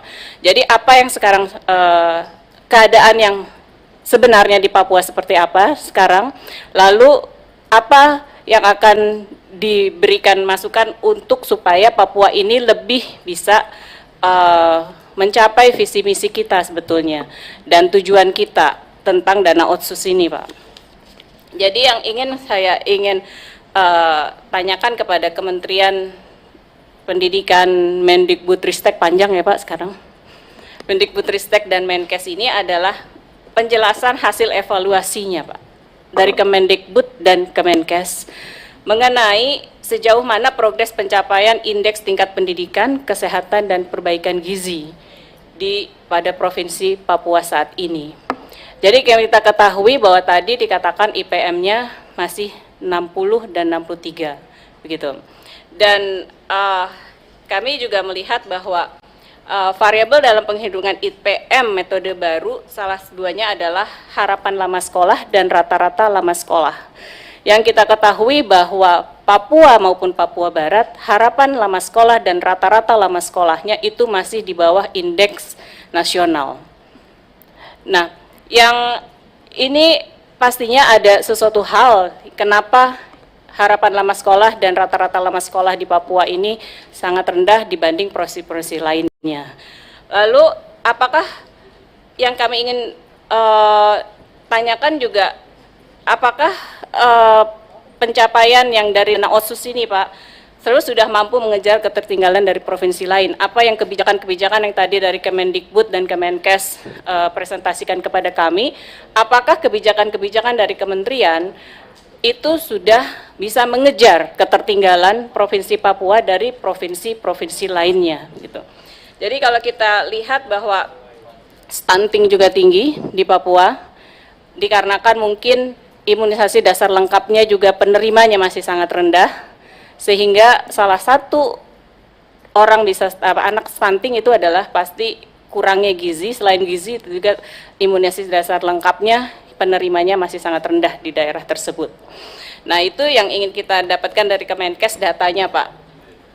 Dan yang kita ingin lihat juga angka melek hurufnya juga sangat rendah di Papua kalau kita lihat dari asesmen. Asesmen ini PISA ya, Pak ya? Dari hasil PISA? Bukan? Hampir sama. Yang kami ingin tanyakan adalah PISA di Indonesia itu 30% ya Pak ya. Nah, Papua ini berapa persen di tes PISA-nya? Karena tahun 2021 yang saya tahu adalah akan ada tes PISA dari OECD. Nah, kami ingin menanyakan di Papua berapa persen yang akan dites mengikuti PISA ini? Karena akan dites kepada anak-anak yang 15 tahun. Kalau kita lihat bahwa kenapa di Papua kompetensi membacanya atau angka melek hurufnya sangat rendah? Kompetensi tentang matematika dan sainsnya juga sangat rendah, kurang.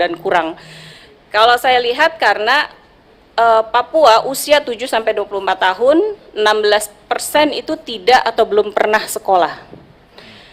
Dan 22,08% adalah putus sekolah, itu di Papua. Sehingga kompetensinya pasti sangat rendah dibanding provinsi lainnya. Nah, itu juga pasti ada masalah, Pak. Kami ingin masukan dari Kemendikbud bagaimana menghadapi ini. Bahwa orang yang sekolah dan tidak pernah sekolah dan putus sekolah ini bisa diturunkan dan ditingkatkan orang yang bersekolahnya apa gitu kebijakannya.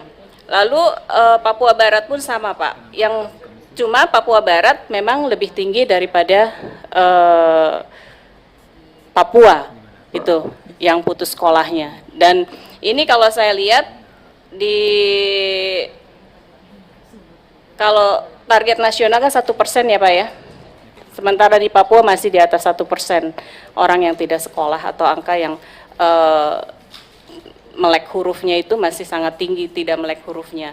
Jadi itu yang kami ingin terobosan-terobosan dari pemerintah apabila dana otsus ini digelontorkan ke Papua, apakah yang kita bisa tingkatkan di Papua? Karena pengawasan saat ini sangat rendah, termasuk juga mungkin tadi kan katanya dari Mendikbud dan Menkes tidak punya data mengenai penggunaan dana otsus untuk pendidikan dan kesehatan. Nah, itu seharusnya kita di pansus ini kita ingin pengawasan mengenai dana otsus Papua ini dijelaskan Pak, siapa yang harus mengawasi ini. Sehingga pemerintah pusat seharusnya mempunyai data itu. Jadi kenapa sekarang pemerintah pusat tidak mempunyai data mengenai penggunaan dana otsus mengenai pendidikan dan kesehatan, itu adalah tanda tanya Pak. Karena kewenangan pemerintah pusat juga tetap ada di situ. Seharusnya setiap kementerian atau terutama karena fokus dari dana otsus ini ada kesehatan, pendidikan, ekonomi, dan infrastruktur. Tentunya Kementerian Pendidikan dan Kesehatan seharusnya mempunyai data berapa persen, apa saja programnya, sudah sampai mana, dan bagaimana peningkatan pendidikan dan kesehatan di daerah Papua dan Papua Barat. Dengan adanya dana otsus yang sudah sekian lama, 20 tahun digelontorkan oleh pemerintah. Walaupun menterinya baru, tetapi kan datanya masih bisa dicari Pak. Dan koordinasi itu seharusnya ada di setiap kementerian. Dan kita melihat bahwa kenapa di Indonesia tes PISA-nya mungkin sangat rendah ya Pak dibanding Singapura, dibanding China begitu ya. Karena orang Indonesia rata-rata tidak suka membaca. Betul ya Pak ya? Kita saja, saya di sekolah kalau pertanyaan itu bukan esai tetapi multiple choice, pilihan berganda. Jadi hitung kancing aja bisa Pak saya. Hitung kancing B gitu. Nah begitu, tapi sementara kalau anak saya sekolah internasional itu semua esai. Jadi mereka harus membuat literasi, mereka harus membuat narasi, dan 2.000 kata, 5.000 kata, 10.000 kata begitu. Itu mungkin harus juga pendidikan kurikulum di Indonesia ditingkatkan esainya Pak. Jadi sehingga kemampuan membaca kita juga bisa setaraf dengan negara-negara yang sekitar kita atau tetangga kita. Cina sekarang sudah sangat luar biasa mendahului Singapura di atas 500. Nah, Indonesia masih 400, itu pun yang tertinggi DIY dan DKI ya Pak ya. Gitu. Nah, jadi kami menginginkan pemerintah seharusnya bisa membuat kurikulum khusus Pak berdasarkan kondisi etnografis 7 wilayah adat di Papua. Yang kita ketahui bahwa di sana ada berbagai macam adat, wilayah adat, dan itu tidak sama orang asli Papua, keinginannya, minatnya, dan segalanya. Jadi harusnya bisa diberikan kurikulum khusus yang sinkron dengan kurikulum nasional. Di dalamnya bisa dikombinasikan dengan konten lokal, Pak. Sehingga anak-anak di sana tertarik untuk sekolah dan ingin sekolah. Jadi memang harus ada kurikulum khususnya. Dan yang kedua, dengan maraknya keinginan untuk merdeka mungkin Pak dari daerah-daerah di Papua, walaupun tidak semua, saya ingin menekankan bahwa di kurikulumnya sekolah di Papua itu wawasan kebangsaan juga harus ditingkatkan, Pak. Kalau dulu saya sekolah, begitu masuk saya sekolah, kita harus nyanyi Indonesia Raya, gitu. Lalu bergantian kami baca ke depan Pancasila dan Sumpah Pemuda. Lalu di ujian-ujiannya kami juga diuji lagu-lagu daerah. Kemarin saya ke NTT, Pak, ke Sumba. Saya minta anak-anak itu bernyanyi lagu daerah, mereka tidak bisa. Lagu daerah NTT saja mereka tidak bisa, Pak, anak-anak yang ada di sana. Bersekolahnya jalan 5 km, gitu. Jadi di Papua pun saya rasa sama. Anak harus berjalan sekian kilometer untuk bisa sekolah. Jadi seharusnya sekolah dan fasilitas kesehatan itu didekatkan dengan perkampungan. Mau namanya puskesmas, mau namanya apa, terserah, Pak. Yang penting semua didekatkan kepada perkampungan, karena kita ketahui bahwa di Papua itu dengan jarak waktu yang sangat lama, jauh. Jadi itulah mungkin alasan mereka putus sekolah atau tidak, atau belum sekolah. Apalagi di daerah-daerah konflik mungkin bisa ada bantuannya dari Polri dan TNI, tetapi bisa juga diberikan pelatihan dari Kemendikbud bagaimana menyampaikan kurikulum yang sesuai dengan kurikulum nasional, sehingga TNI Polri itu bisa mengajar di sana dengan kurikulum yang ada. Tetapi saya minta ke depannya, Pak, diberikan kurikulum khusus untuk Papua yang ada lokal kontennya, disesuaikan, nanti disinkronkan dengan kurikulum nasional. Saya rasa itu jauh lebih baik. Dan di sana pastinya dengan tadi keterbatasan internet dan lain-lain, di sana tidak bisa online anak-anak bersekolah. Di sana harus visual, dan memang orang asli Papua lebih senang atau lebih bisa menerima dengan visual. Jadi kita karena dia harus visual, tentunya dia harus datang ke sekolah dan harus ada guru. Nah, itu adalah target-target dari Kemendikbudristek ke depan untuk Papua dan Papua Barat tentunya. Sehingga dana otsus ini ke depan akan sangat maksimal, dan pengawasan pun seharusnya bisa dilakukan oleh Kemendikbudristek terhadap bagaimana dari indeks pendidikannya di Papua. Gitu. Dan kesehatan pun sama, Pak, saya minta seperti itu, indeks kesehatan juga dengan adanya otsus, karena ini adalah merupakan fokus otsus Papua, yaitu adalah dananya itu untuk pendidikan dan kesehatan, sehingga Kementerian Kesehatan pun seharusnya bisa lebih fokus kepada Papua dan Papua Barat untuk bagaimana mengurangi stunting, bagaimana di sana Vaskes bisa didekatkan dengan masyarakat sekitar, begitu. Dan saya juga kalau sebenarnya saya ingin menanyakan, Pak, apakah dana otsus Papua ini sudah mendukung secara optimal peningkatan pendidikan dan kesehatan dan perbaikan gizi sana, tapi karena Bapak-Bapak Menteri ini tidak punya data tentang penggunaan dana otsus Papua, tentunya saya tidak bertanya, tapi saya tanyakan juga, Pak, apakah dana otsus ini bisa mengejar ketertinggalan dari provinsi lainnya terhadap Papua, ataukah dana otsus ini peningkatannya sudah mendukung secara optimal belum dengan dana otsus ini terhadap pendidikan dan kesehatan? Itu saya juga kami minta masukan dan pendapat dari kementerian untuk kami, Pak, karena ini adalah mengenai undang-undang yang akan kami revisi ini. Dan sekian dari saya, mungkin Pak sudah jelas bahwa masukan dari kementerian mengenai agar indeks pendidikan, kesehatan, dan perbaikan gizi di Papua ini dapat mendekati provinsi lainnya, begitu. Itu yang kami ingin dengar dari Kemendikbud dan Kemenkes pada hari ini. Begitu, sekian dari saya. Wabillahi taufik wal hidayah. Wassalamualaikum warahmatullahi wabarakatuh. Waalaikumsalam. Sebelum saya beri kesempatan untuk teman-teman yang lain, saya ingatkan, karena ini COVID, rapat kita batas jam 6, 1 jam lagi. Jadi yang berikut mohon dipersingkat, to the point, dan kalau sekiranya tadi pertanyaan sudah diajukan, jangan diulang kembali lagi. Silakan dari DPD RI. Terima kasih Pak Ketua. Saya langsung ke praktek-prakteknya saja. Sudah banyak pandangan yang kaitan dengan teori, karena saya orang praktek, saya orang pendidikan. Saya pengelola perguruan tinggi.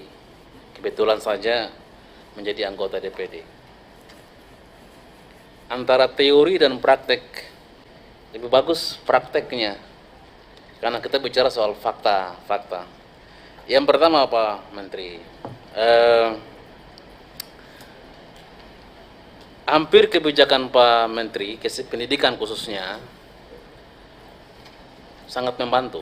Kami apresiasi Pak, khususnya untuk beasiswa, baik itu KIP maupun KIP dan beberapa beasiswa lainnya. Apalagi berlaku pada zaman COVID.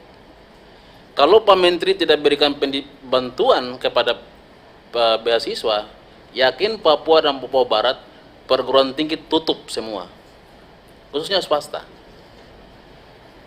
Karena nafas hidup perguruan tinggi itu tergantung daripada SPP mahasiswa. Kita bersyukur karena Pak Menteri memberikan bantuan tepat pada waktunya, mahasiswa bisa bayar SPP, dosen pegawai bisa gajian sampai dan saat ini. Jadi kita apresiasi Pak Menteri, hanya kuotanya kurang. Mungkin Pak Menteri tinggal naikkan kuotanya. Nah, yang kedua Pak Menteri, kan ada batas usia Pak Menteri.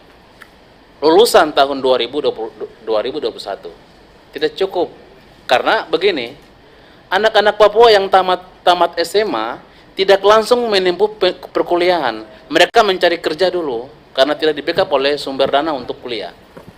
Jadi harusnya jangan berlaku 2020 atau 19, tapi 2 tahun ke belakang mestinya berlaku, sehingga bisa mengcover anak-anak yang lulusannya 2019 atau 2018 bisa juga mendapatkan beasiswa, karena kuota 2020-2021 kuotanya cukup tapi siswanya kurang.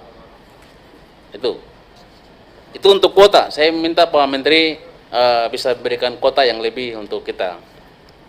Sekali lagi, kalau bukan bantuan Pak Menteri, siapa lagi untuk membangun anak-anak bangsa yang membutuhkan afirmasi soal bantuan pendidikan. Yang kedua Pak Menteri, soal infrastruktur Pak Menteri. Perguruan tinggi swasta agak sulit karena yayasan-yayasan perguruan tinggi swasta itu bukan yayasan-yayasan yang hebat seperti yayasan yang ada di luar Papua. Adalah tokoh masyarakat, tokoh adat yang kumpul memberikan bantu yayasan, dan akhirnya mati pun tidak, hidup pun tidak. Itu. Jadi kalau berharap pada APBD tidak mungkin mengcover perguruan tinggi swasta. Oleh sebab itu saya berharap Pak Menteri juga bisa ada kebijakan atau afirmasi bagaimana caranya agar pendidikan swasta itu memang tercover oleh APBN. Jadi tidak hanya APBD tergantung siapa yang dekat Pak Menteri. 30% dana pendidikan belum tentu, dan sampai saat ini Pak Menteri 30% dana pendidikan tidak bisa kita andalkan untuk membangun pendidikan. Karena tadi alokasinya tidak jelas, perguruan tingginya tidak jelas. Karena kementerian kita, di mana kita dianggap pendidikan tinggi itu tidak di bawah provinsi, di kementerian. Bagaimana kementerian dan provinsi? Ini juga problem Pak Menteri. Yang ketiga, untuk menjadi dosen. Walaupun Pak Menteri dalam suratnya, beberapa surat minta untuk diperbantukan ASN, ubah status menjadi dosen, sampai sekarang ini tidak ada realisasi, karena kesejahteraan menjadi ASN lebih tinggi daripada menjadi dosen. Orang takut, bimbang untuk menjadi dosen dibandingkan menjadi ASN. Oleh sebab itu lebih bagus tadi Pak Wakil Ketua sampaikan, mendingan rekrutmen.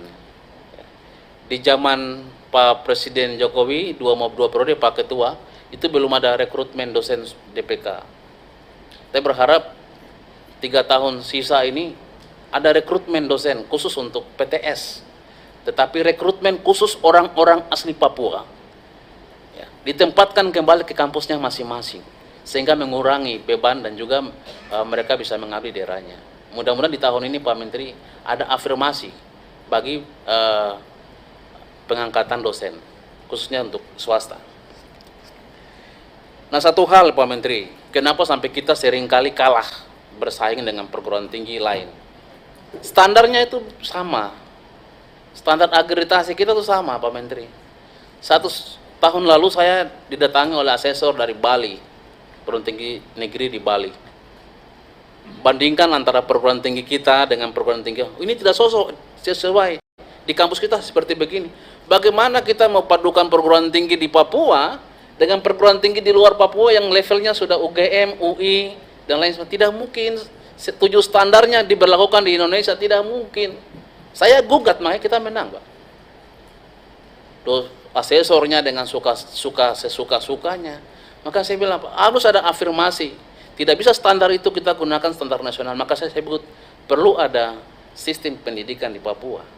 Kalau ada sistem pendidikan nasional, maka kementerian keluarkan lagi aturan, yaitu sistem pendidikan Papua. Kita harus membentuk sistem pendidikan di Papua yang model Papua seperti apa, sehingga betul-betul dapat menjawab tantangan kita semua.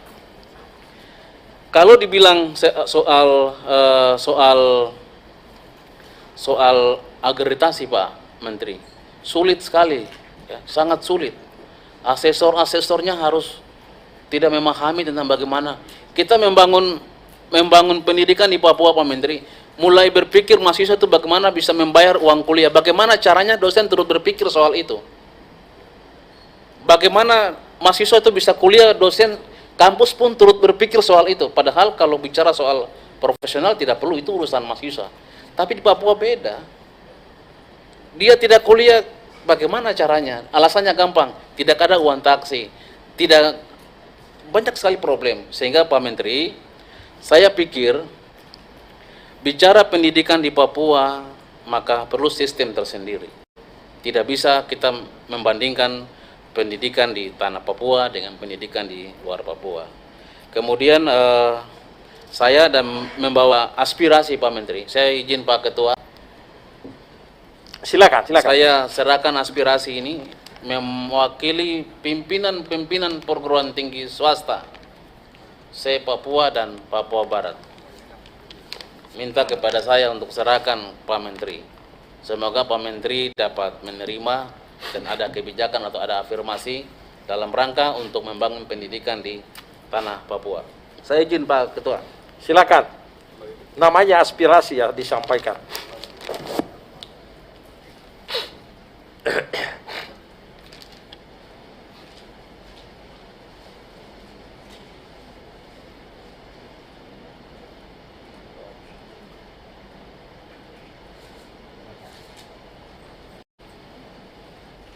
Baik, makasih. Makasih. Karena waktu kita sudah sangat mau berakhir. Tidak sampai sejam lagi, teman-teman virtual, saya beri kesempatan dengan harapan pertanyaan bisa dipersingkat lagi. Silakan, mulai dari Pak Lodik.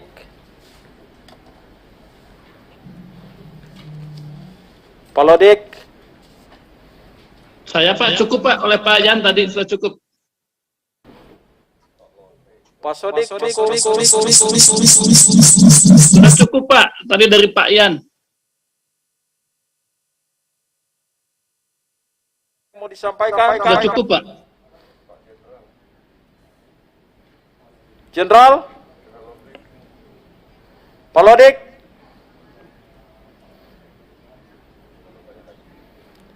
Tidak. Pak Dirjen? Silakan. Izin Pak Pimpinan, Bapak Menteri Pendidikan, Bapak Menteri Kesehatan, izin atas nama Kemendagri kami sekali lagi meyakini bahwasanya fungsi-fungsi pemerintahan memang harus dibangun secara sinergi. Bahwasanya Kemendagri memiliki fungsi pembinaan dan pengawasan umum sudah kami lakukan terhadap bagaimana implementasi terhadap regulasi yang berlaku dalam kebijakan OTSUS Papua. Tetapi implementasi terhadap program-program teknis itu adalah kewenangan dari kementerian terkait. Tadi sebelum dengan Pak Menteri, sebelum pertemuan ini kami sudah bertemu dengan teman-teman dari Kemenkes menyampaikan ke depan sangat penting sekali Binwas umum oleh Kementerian Dalam Negeri, Kepolisian dan TNI itu bersinergi dengan Binwas teknis yang menjadi kewenangan dari teman-teman dari Kementerian Kesehatan dan Kementerian Pendidikan.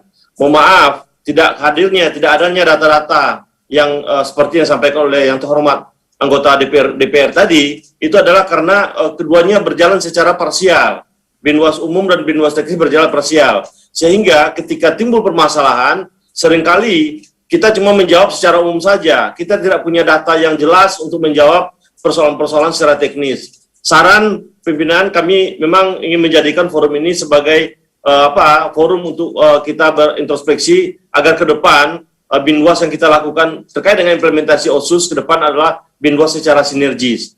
Bahwasanya kami ingin sampaikan bahwasanya apa yang benturan-benturan regulasi yang terjadi antara kebijakan OTSUS yang dimiliki oleh Papua dengan kebijakan-kebijakan teknis yang dimiliki oleh kementerian itu menjadi hal yang tidak bisa dihindarkan ketika implementasi pembinaan teknis dan pembinaan umum tidak dilakukan secara sinergis. Itu saja pimpinan, mungkin jadi bahan dulu sementara. Terima kasih. Assalamualaikum warahmatullahi wabarakatuh. Waalaikumsalam. Pada Pak Menteri, kata orang bijak begini, keledai sekalipun tidak mungkin masuk ke lubang yang sama untuk kedua kalinya. OTSUS ini sudah 20 tahun. 20 tahun itu kalau lahir seorang anak itu sudah dewasa. Tambah berapa tahun lagi sudah S1 itu. Tetapi sampai hari ini masyarakat Papua masih ada yang minta merdeka. Padahal keseriusan Presiden untuk menangani masalah Papua itu benar-benar serius. Saya sampaikan karena Pak Presiden pertama kali berkampanye mau jadi Presiden untuk periode pertama itu sama-sama di rumah saya sebelum kampanye. Jadi saya tahu hati beliau bagaimana melihat Papua. Kunjungan Presiden juga terlalu banyak ke Papua. Tetapi tuntutan merdeka juga tertinggi dalam sejarah Republik. Nah, oleh karena itu sekarang pemerintah berpikir bagaimana menambah anggaran 2,25%, 20 tahun lagi ke depan. Tetapi kalau tidak ada pemahaman bersama, tidak ada kerjasama antara pemerintah pusat dan daerah dalam tujuan OTSUS ini, saya kira 20 tahun ke depan juga tetap sama seperti ini. Mungkin tuntutan lebih keras lagi.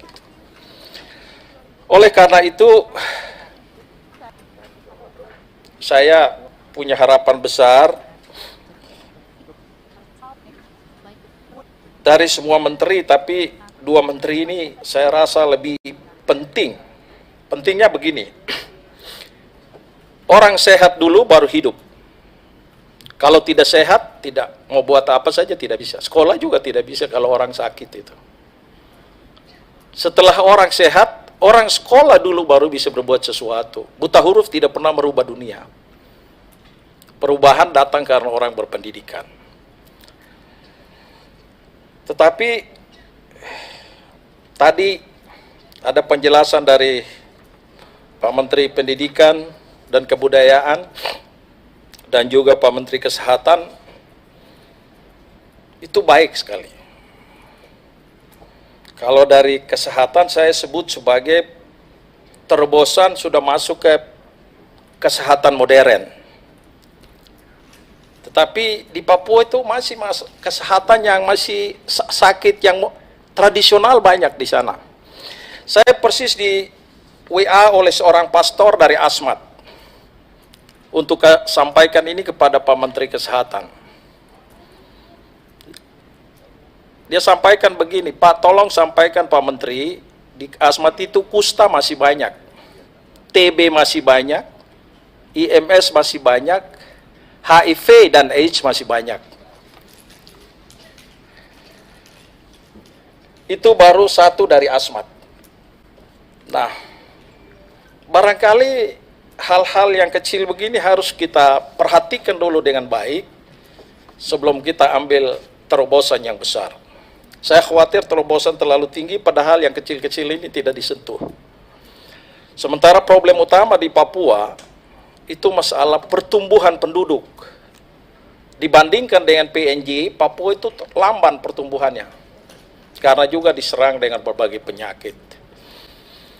Jadi usul saya mungkin 20 tahun ke depan ini ada terobosan yang memadai, yang menyentuh kondisi rakyat yang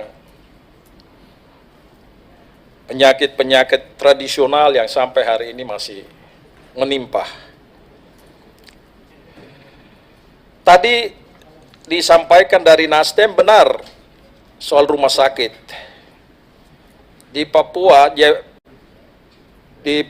itu rumah sakit ya yang sedikit bagus cuma rumah sakit Dok 2. Di daerah pegunungan, puluhan kabupaten di pegunungan itu tidak ada rumah sakit. Ada rumah sakit di Wamena juga itu tidak memadai.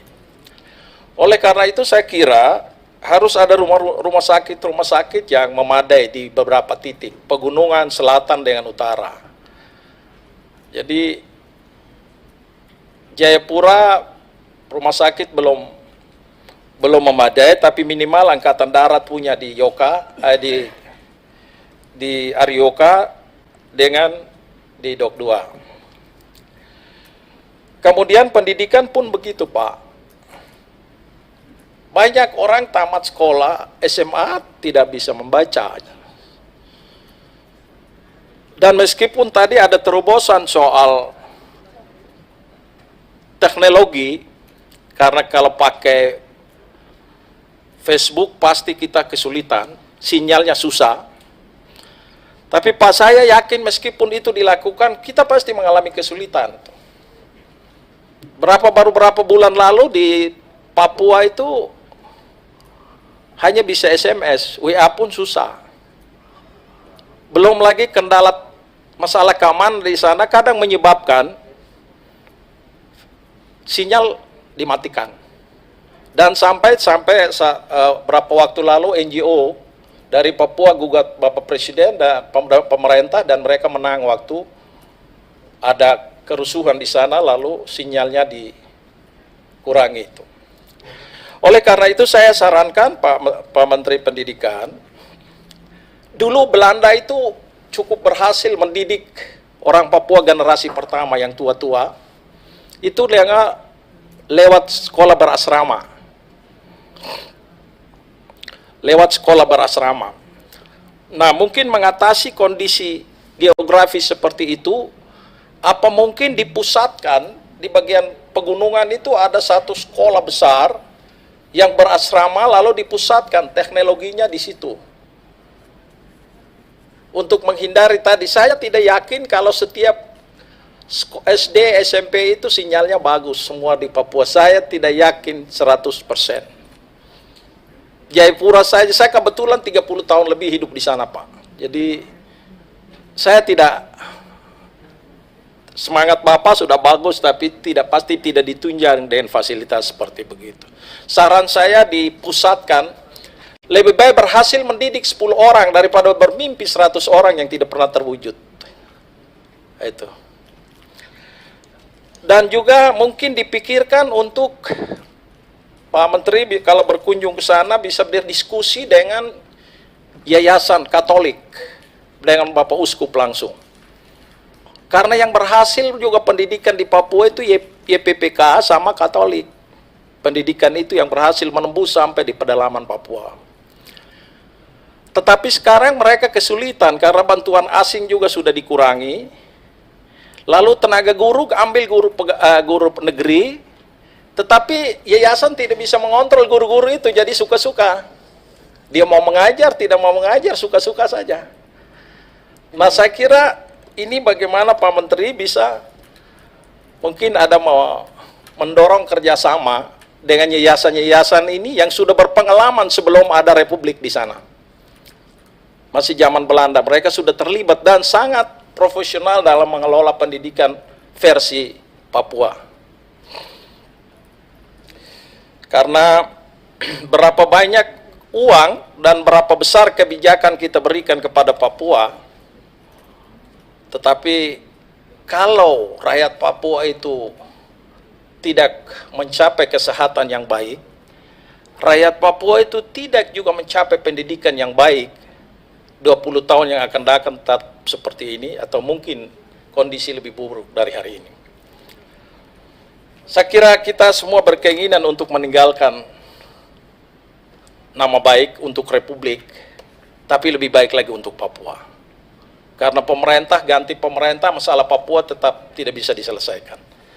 Saya sangat berharap Pak Menteri dengan terobosan-terobosan yang kuat dan besar ini setelah habis masa jabatannya meninggalkan sejarah buat Papua. Kemudian Pak Dirjen, ini tugas Pak Dirjen. Saya pahami betul kesulitan Pak Menteri, baik Menteri Pendidikan maupun Kesehatan tadi, soal informasi, akses informasi dari kepala-kepala daerah itu. Bapak punya tugas, tertibkan itu kepala-kepala daerah itu. Jadi jangan kirim saja angka nominal, oh saya APBD sudah cantumkan 1 triliun, tapi 1 triliun itu buat apa lengkap, harus disampaikan. Supaya hal yang Pak Menteri ini kalau ada proyek dari pusat, jangan diulangi lagi. Jangan di sana sebenarnya kekurangan guru, tetapi yang dikirim adalah bangun sekolah. Itu karena masalah data, informasi. Jadi mereka kalau menganggarkan anggaran sudah sekian persen, tidak sekedar ditulis angka nominalnya, tapi harus detail. Angka ini kerja apa, buat apa. Supaya juga dari tingkat pusat, kebijakan ke daerah juga harus bisa dilakukan sinkronisasi. Itu Pak Dirjen, itu yang perlu karena itu tugas Menteri Dalam Negeri.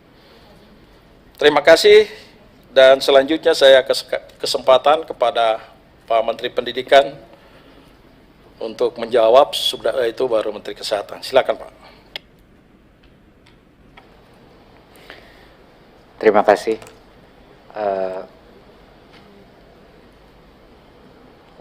Banyak sekali pertanyaan, ada banyak sekali juga masukan. Saya ingin mengucapkan terima kasih untuk semua masukannya. Saya sudah catat ini semua, tim saya pun juga.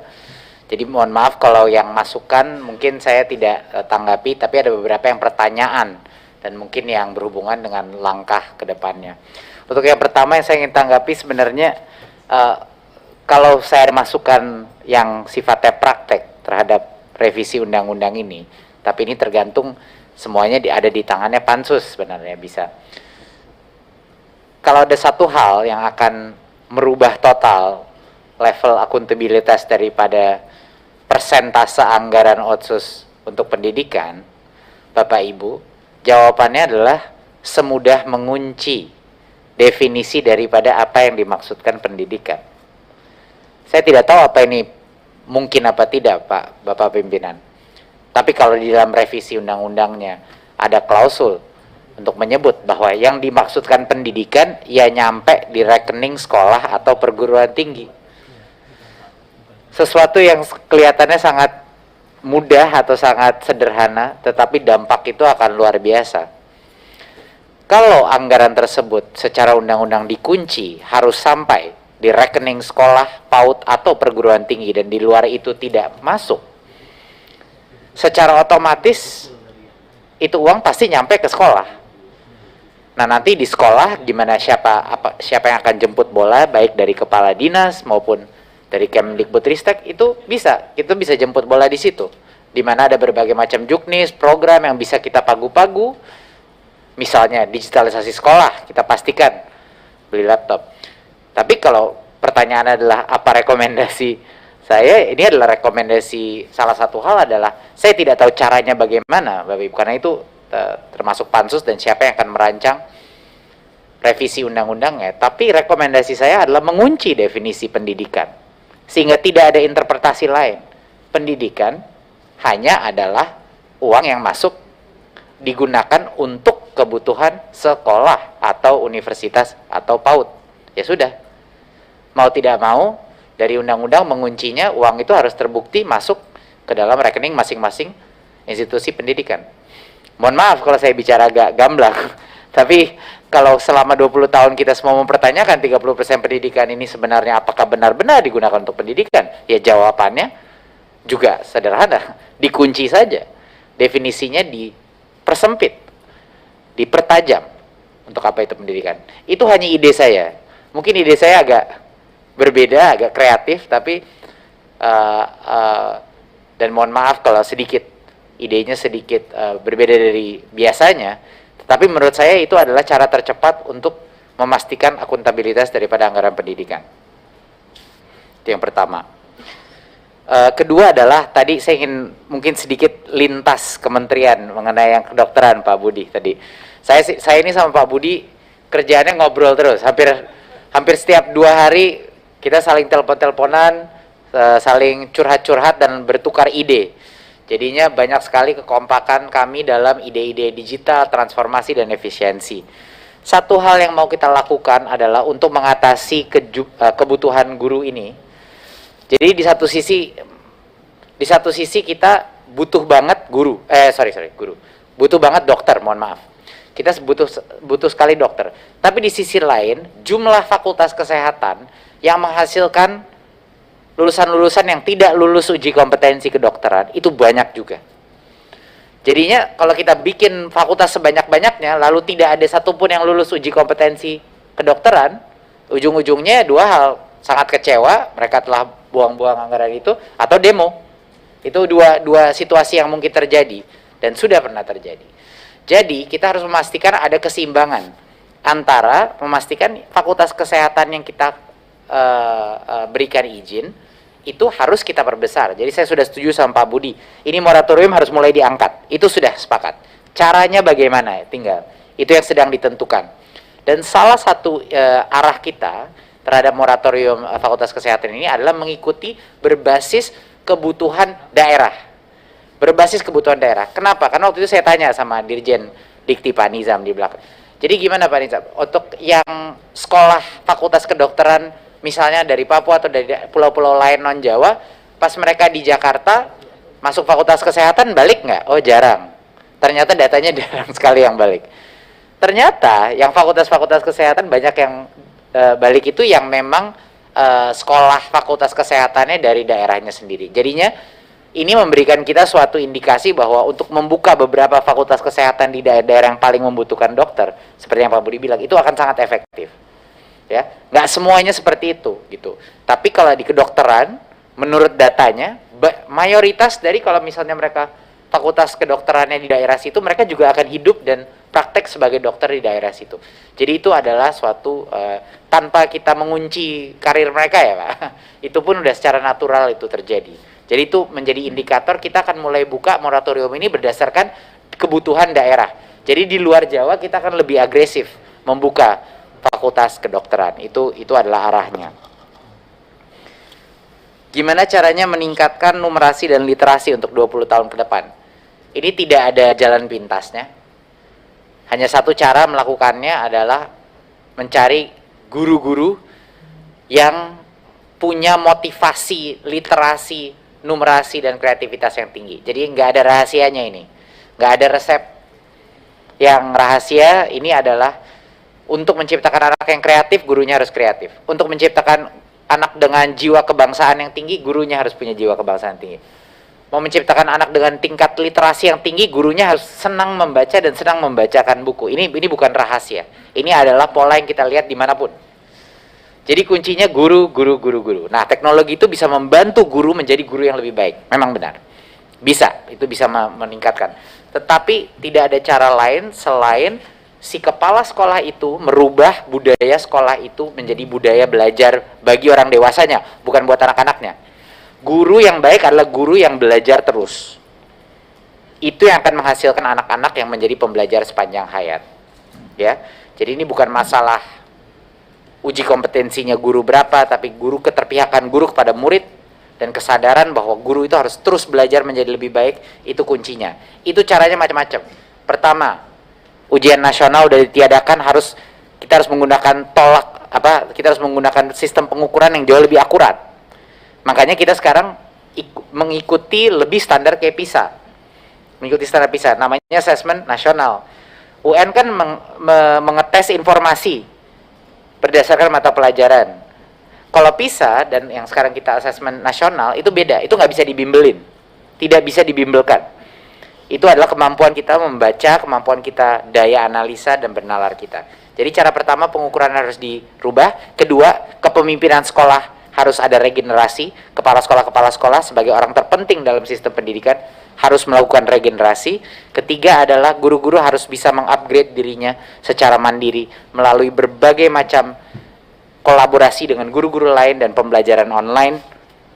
Dan tentunya kita harus mengerahkan guru-guru terbaik kita ke daerah-daerah pelosok, baik dengan cara insentif ataupun dengan cara-cara lain. Insentif itu bisa dalam bentuk finansial, insentif bisa dalam bentuk akselerasi karir. Itu dua opsi kita. Nah, ada beberapa lagi pertanyaan. Yang 14.000 tadi, Pak, kalau nggak salah tadi ada yang menanyakan pembagiannya antara Papua Barat dan Papua itu berapa? Ya, 8.000, 6.000 Pak pembagiannya. Ya, untuk Provinsi Papua 8.800, untuk Papua Barat 5.900 ya. Harap itu menjawab tadi pembagiannya. Beberapa lagi, kita sebenarnya sangat suka dengan konsep rekrut lokal untuk lokal, dan itu sebenarnya program guru penggerak kita yang sedang dijalankan Mas Iwan, Dirjen GTK kita di belakang saya itu adalah program yang sebenarnya rekrutmen kita itu dari masing-masing daerah. Jadi pemimpin masa depan kepala sekolah kita, pengawas kita ya memang dari daerah itu fokusnya rekrutmennya. Gitu. Jadinya kita benar-benar lebih suka karena mereka harus merubah pola pikir guru-guru yang lain. Guru penggerak itu lebih penting bukan ke murid, dia lebih penting mempengaruhi guru-guru lain. Itu adalah tugas lebih pentingnya dia lagi, gitu. Ngajarin dan mempengaruhi secara positif, menularkan. Mohon maaf saya menggunakan kata ini, tapi menularkan virus perubahan positif. Interupsi pimpinan, boleh saya bertanya sama Kemendikbud Ristek ini, pimpinan, boleh sedikit ya saya bertanya? Ya, memang sedikit karena waktu juga sudah sedikit. Makasih. Begini Pak, kita ketahui bahwa ada beberapa daerah yang sangat tertinggal indeks pendidikannya itu dikarenakan gap kualitas pendidiknya tentunya. Ya, yang kami ingin ketahui adalah bagaimana Bapak bisa setiap daerah itu bisa ditingkatkan gurunya dengan belajar dan belajar terus, begitu ya Pak ya? Tentunya harus ada sistem, harus ada keharusan dari pendidikan, dari Kementerian Pendidikan, seperti pramugari dan pilot Pak. Dia setiap sekian bulan mereka dimasukkan pendidikan, lalu mereka dites kompetensinya. Nah, apakah nanti di guru-guru itu bisa seperti itu, terutama di daerah-daerah yang seperti ini, adanya gap tentang kualitas pendidiknya sendiri gitu loh Pak, sehingga kualitas pendidikan di sana pun rendah dikarenakan kualitas pendidiknya juga ada gap antara nasional dan daerah, terutama kita bicarakan di sini Papua dan Papua Barat. Jadi kebijakannya Pak, kebijakannya ke depan yang akan dibuat sehingga semua guru itu wajib dan harus begitu, dan harus meningkatkan kompetensinya sehingga pendidikan di setiap daerah itu nanti bisa sama levelnya dengan nasional, bahkan nasional pun nanti bisa naik begitu dikarenakan kualitas pendidikan di setiap daerahnya juga naik gitu Pak. Ya. Ya, terima kasih. Makasih Bu. Seperti yang saya bilang Bu, strateginya ada macam-macam.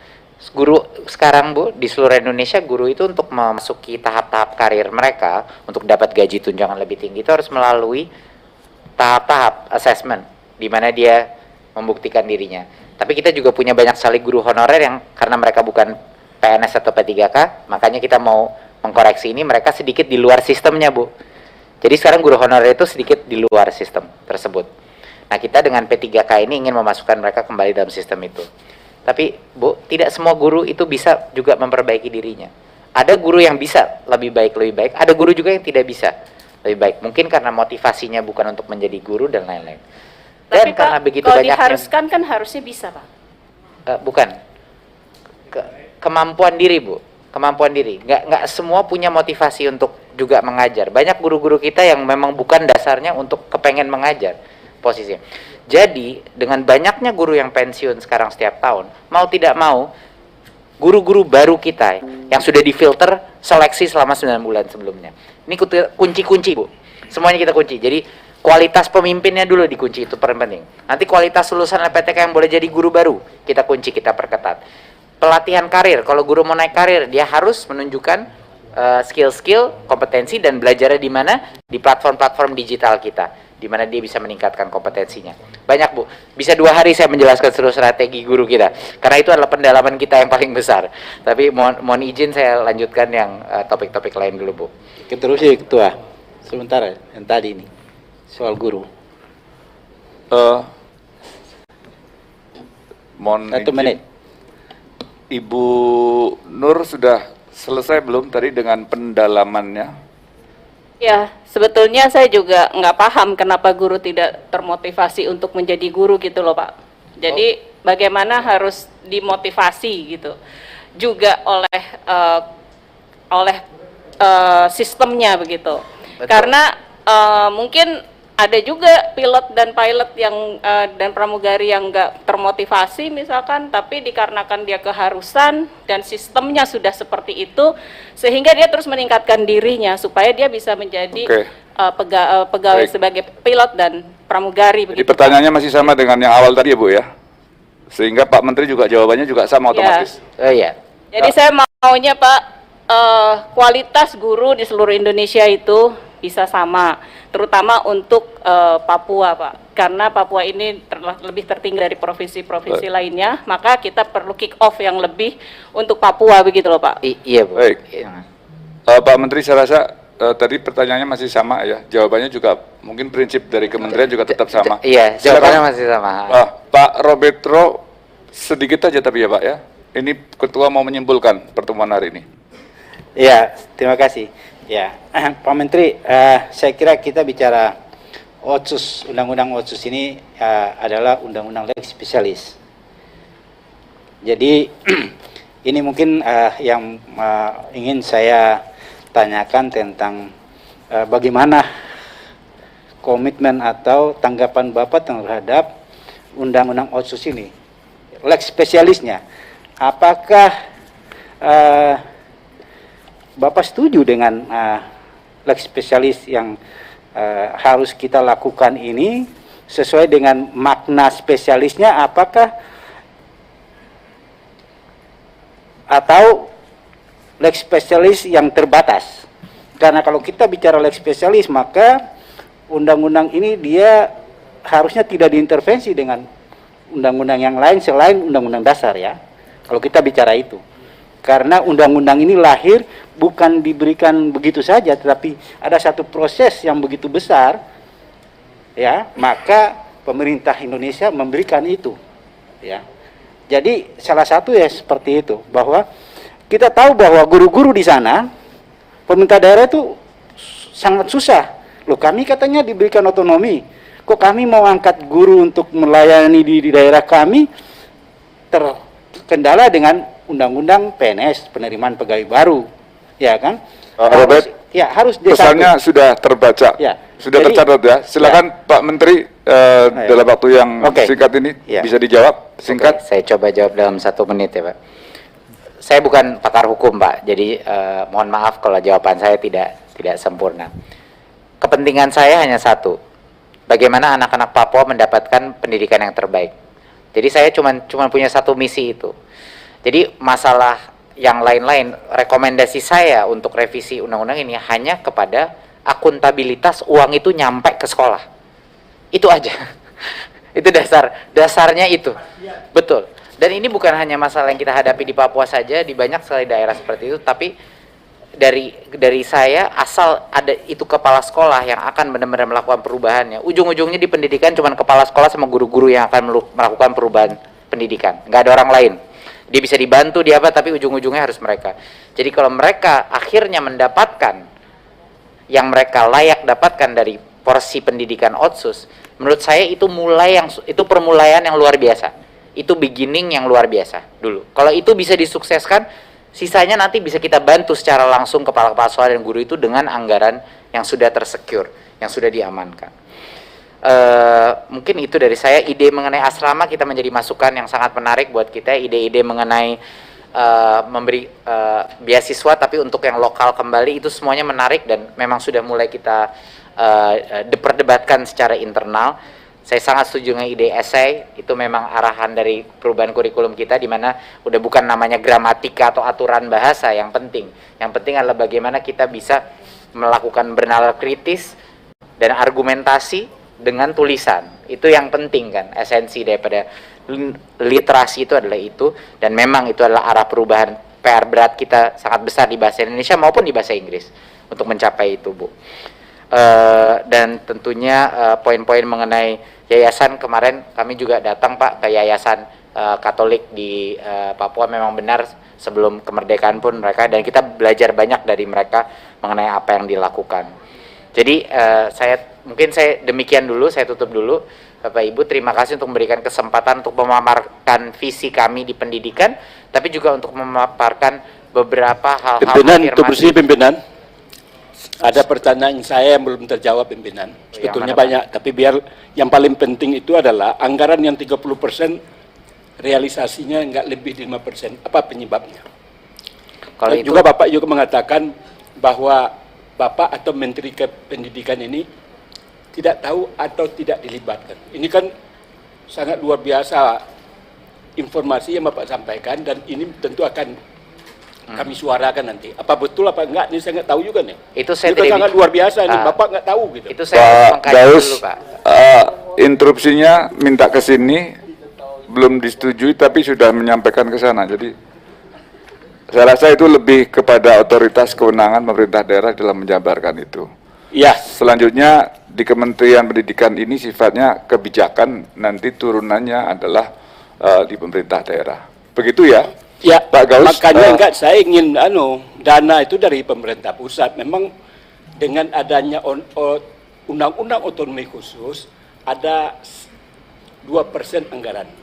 Di 2% itu diamanahkan 30%. Mana mungkin ya dilakukan pembiaran, walaupun itu adalah merupakan kewenangan dari pemerintah daerah, karena ini adalah dana dari pusat. Menurut saya penting adanya supervisi, kemudian pendampingan dan lain sebagainya. Buktinya Pak, hari ini Pak bisa Gaus, saja, tunggu dulu. mohon maaf Pak Gaus, mungkin itu akan lebih tepat ketika kita buka dokumen yang ada di BPKP dan juga Bappenas. Ya enggak, ini sekarang kan bicara tentang pendidikan.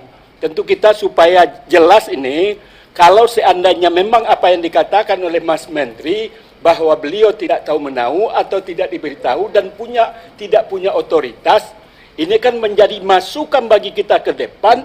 Bagaimana dana ini bukan dari daerah. Kalau dana daerah dia kelola menurut kemauannya, boleh. Ini dana pemerintah pusat.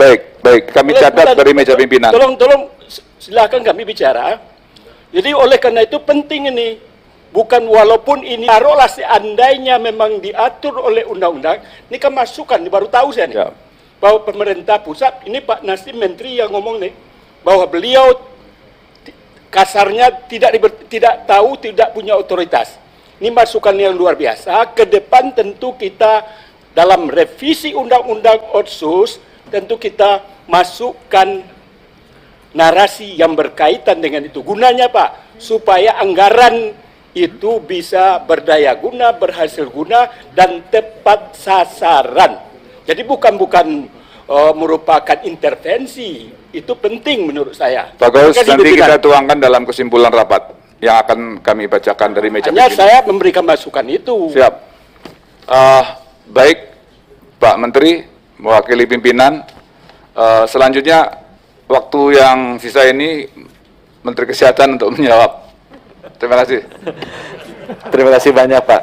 Pak, saya sangat menghargai, tadi saya dapat banyak pencerahan dari Pak Putra sedang keluar, Pak Agung, Pak Ian, Pak Robert, tadi khususnya karena pernah di kesehatan juga lama, Pak Gus Padi, Pak Nur Hayati, sama Pak Komarudin, sama Pak tadi dari PKS Pak, sama Pak B, sama Bapak dari DPD. Pak, nanti izinkan kami akan menjawab langsung Pak. Tertulis ke Bapak pertanyaannya karena waktunya. Tapi yang saya bisa sampaikan begini Pak, posisinya tadi Ibu Nur Hayati kan menanyakan posisi kami Pak di Kementerian Kesehatan, kami 100% mendukung adanya revisi Otsus ini. Kami juga terima kasih tadi Pak Gus Padi sudah menyampaikan, saya cek lagi memang bukan 10% tapi 15% buat kesehatan. Jadi saya hitung Pak, dengan dana alokasi khusus, dana dekonsentrasi, dekon yang kita berikan, itu total 3,7 triliun Pak. Alokasi anggaran kesehatan yang diberikan ke provinsi ini. Nah, yang kami mohon Pak, mohon pertimbangan dari Bapak anggota Dewan yang terhormat, dengan uang sebesar ini, kalau bisa dibuatkan harmonisasi atau cantelan atau ikatan antara anggaran, Pak. Karena yang kita bicarakan itu hanya anggaran. Tapi kita perlu mengharmonisasi, menyantelkan, mengharmoniskan antara anggaran dengan strategi kesehatan dan juga implementasinya, Pak, pengukurannya.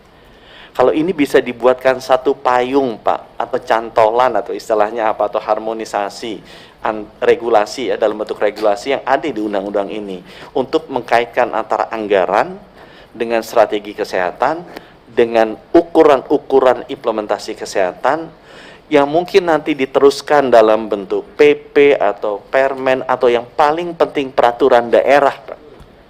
Kalau itu bisa diterjemahkan, ada kewajiban menyusun peraturan daerah, di mana peraturan daerah itu bukan hanya membahas anggaran kesehatan besarnya Pak, tapi juga harus dikaitkan dengan strategi kesehatan nasional, pengukuran hasil implementasi indikator kesehatan nasional, itu akan sangat membantu untuk 20 tahun ke depan kita melihat dampaknya yang lebih besar Pak. Mungkin dari kami demikian Pak, mudah-mudahan Bapak diberikan kesehatan selalu agar bisa segera menyelesaikan diskusi mengenai Undang-Undang Otsus Papua yang memang sangat penting ini. Terima kasih. Wabillahi taufiq wal hidayah. Wassalamualaikum warahmatullahi wabarakatuh. Pimpinan, saya Terima kasih. Saya sampaikan Ya. terima kasih dulu baru saya kasih. Dipersingkat ya, waktu sesuai dengan aturan protokoler jam 6 tepat saya hentikan rapat. Makasih Pak Menteri Kesehatan, silakan Pak Robert. Ya, baik Pak Menteri. Pak Menteri, saya ingin ketegasan Pak Menteri soal rumah sakit vertikal kita. Tadi Pak Menteri sudah angkat. Saya kira ini kami sangat membutuhkan. Kalau kita bicara pindahkan ke Jayapura, Jayapura sudah ada rumah sakit yang sangat memadai, tinggal ditambah saja dukungan untuk menjadi lebih baik lagi. Tetapi kalau kita bicara tentang pelayanan kesehatan di daerah pegunungan, yang tadi saya sampaikan ada 8-9 kabupaten yang sekarang ini menjadi beban kepada Kabupaten Jayawijaya karena hampir mereka itu fasilitasnya masih sangat terbatas, maka menjadi beban di Kabupaten Induk yang dulu, Jayawijaya itu adalah Kabupaten Induk yang dulu pecah menjadi Lanijaya, Yahukimo, Tolikara. Nah, itu hampir yang berdekatan itu kalau mereka sakit, mereka pikir ini kita di sini gitu. Maka hadir pemerintah di sana dengan rumah sakit vertikal yang akan dibangun di Jayawijaya di Wamena, itu akan menjawab tentang ketertinggalan dan pelayanan kesehatan di daerah khususnya di pegunungan. Ini sangat-sangat dibutuhkan Pak Menteri. Saya kira itu. Terima kasih Pak Menteri. Pak Robert, ini masukan bagus sekali. Nanti bersama sang Pak Menteri dibahas di Badan Anggaran sehingga lebih operasional, ya. Ya, makanya. Baik, kami serahkan kepada pimpinan untuk kesimpulan ini. Atau dibacakan saya?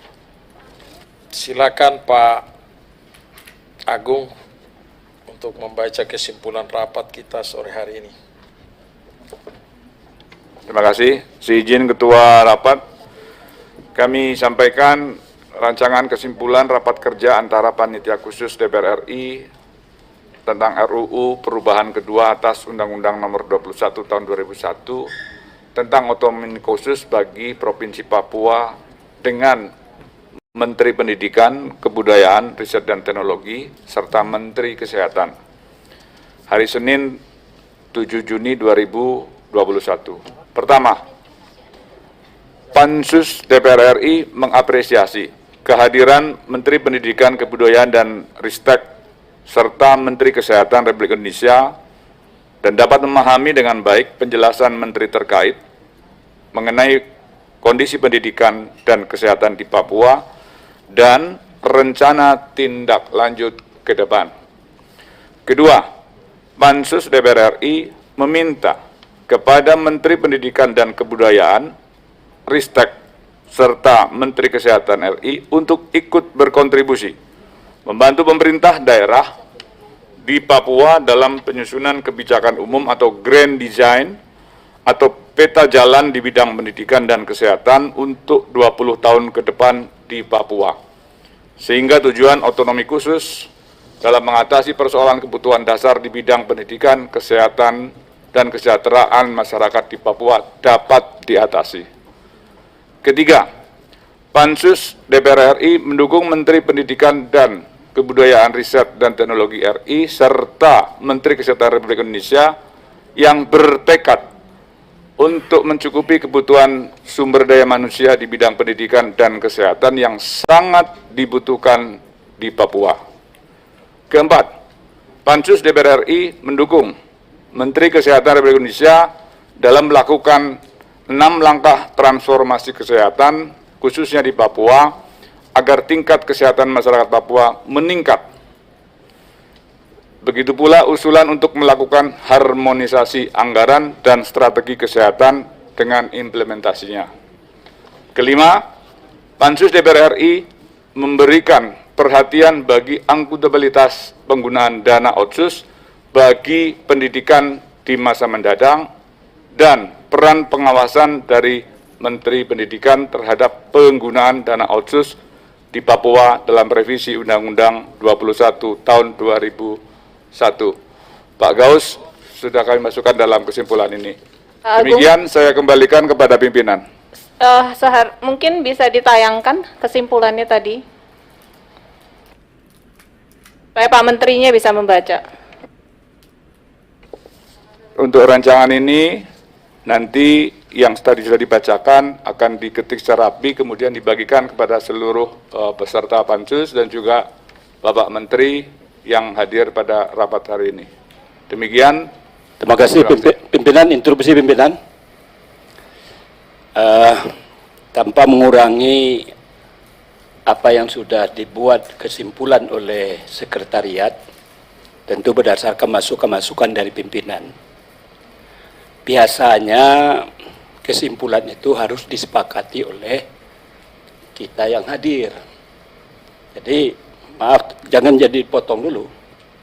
Jadi itu artinya Pak, mintalah kepada kami apakah apa yang disampaikan itu kita setuju atau tidak. Biasanya pointer per pointer ada yang diperbaiki, ada masukan, ada saran, dan bukan hanya kepada anggota dewan.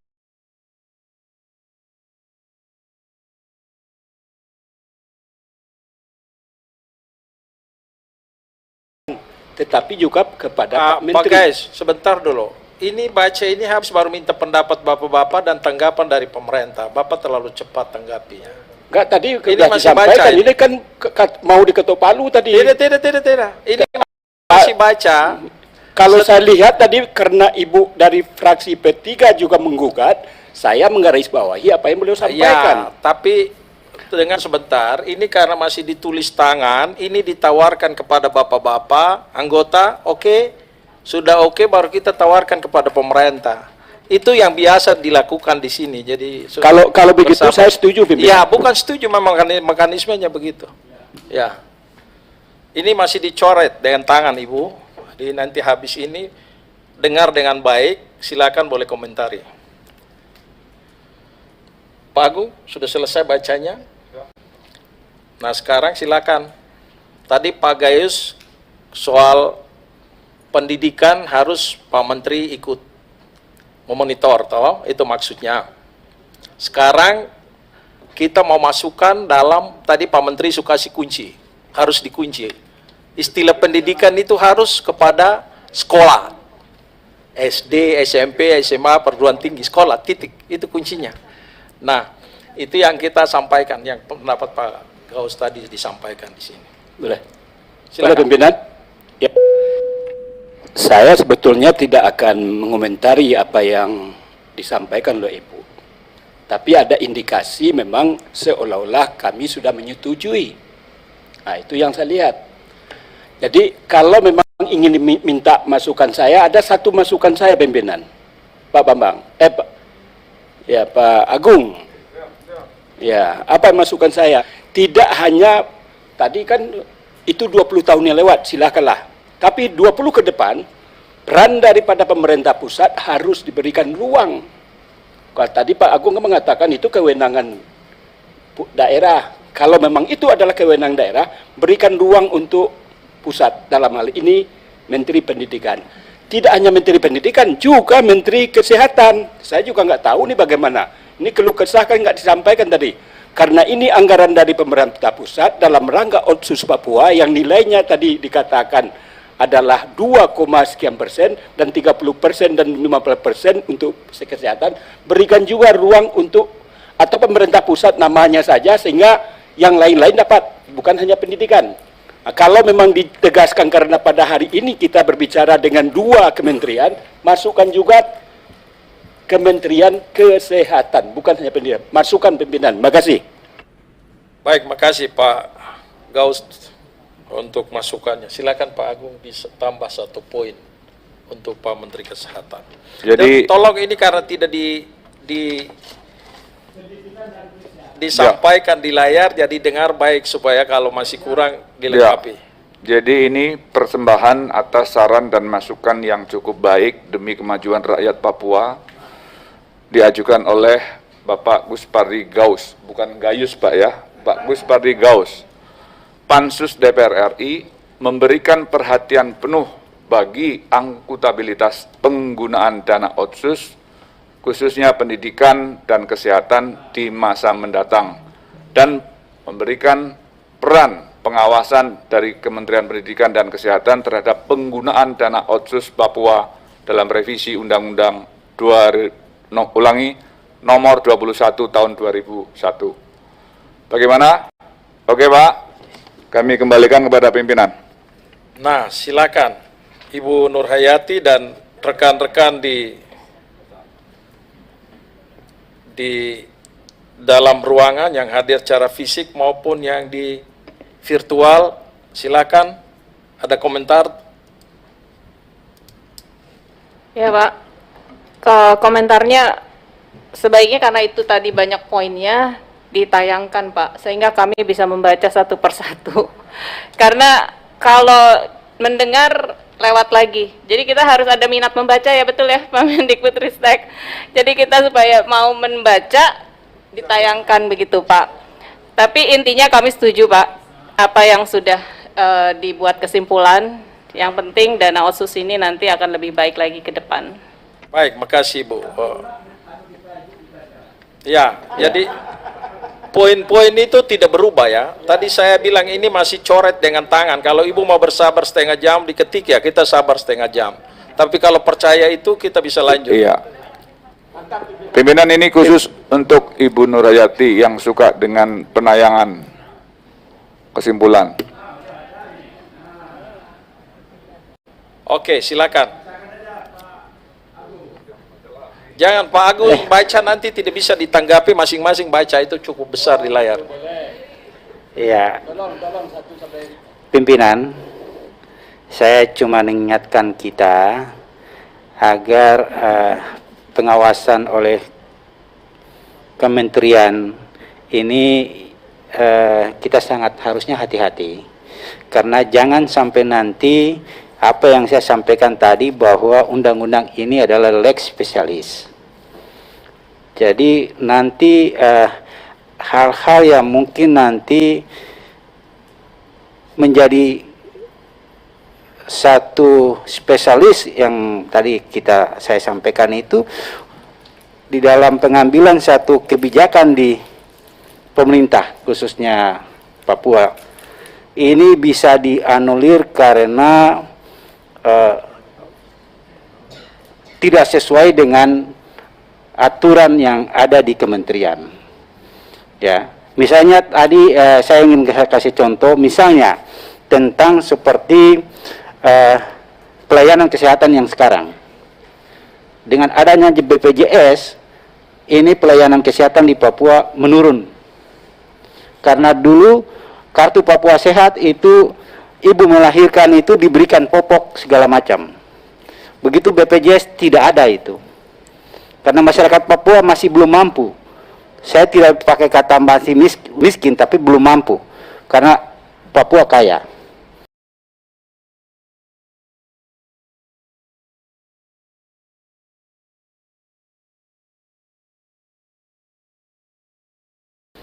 Tapi masyarakatnya belum mampu. Maka belum mampuan ini oleh pemerintah daerah itu diberikan. Tetapi sekarang ini aturan pemerintah pusat karena sudah ada BPJS tidak boleh lagi memakai dana otsus. Ini yang harus saya sebentar. Tolong diikuti kesimpulannya. Jangan Bapak kembali lagi kepada komentar tadi. Iya, makanya saya ingin kasih tahu. Saya cuma ingatkan saja supaya kesimpulan ini artinya jangan sampai nanti membuat satu pagar lagi untuk pelayanan terhadap masyarakat itu menjadi berkurang. Ini yang sekarang menjadi fokus teman-teman pemerintah daerah, masukan yang saya dapat dari sana. Bahwa langsung ke kesimpulan nomor 5, diikuti di situ. Ini kan berawal dari tadi penyampaian Pak Gaus. Betul. Bahwa karena ini sebentar dengar dulu baru Bapak komentar. Bahwa ini dana ini dari APBN, maka menteri harus ikut memantau. Kurang lebih begitu ya Pak Gaus. Oleh karena itu tadi Pak Menteri Pendidikan maupun Kesehatan menyampaikan masalah-masalah teknis di lapangan seperti itu. Tapi ini bukan undang-undang supaya kita ikut ini. Ini kan masukan, undang-undang itu nanti dibahas. Ini dipertimbangkan mau masuk tidak juga tidak apa-apa. Ya. Jadi saya cuma ingatkan saja Ketua. Saya cuma ingatkan saja supaya jangan sampai nanti kita terbawa dengan ini. Akhirnya nanti apa yang menjadi satu ini oleh teman-teman di daerah menjadi pagar lagi untuk membuat pelayanan yang mereka harus berikan kepada masyarakat itu menjadi terbatas. Itu aja pimpinan. Terima kasih. Ini kesimpulan rapat hari ini. Ini bukan kesimpulan pansus ya untuk masuk dalam undang-undang. Bapak paham dulu masalahnya supaya jangan buang waktu terlalu banyak. Silakan Pak Menteri. Usul konkret Ketua tadi sudah ditayangkan poin 1 ada kalimat dan itu menurut eman saya tidak perlu. Jadi langsung kepada poin. Tolong ditayangkan poin 1. Tuh.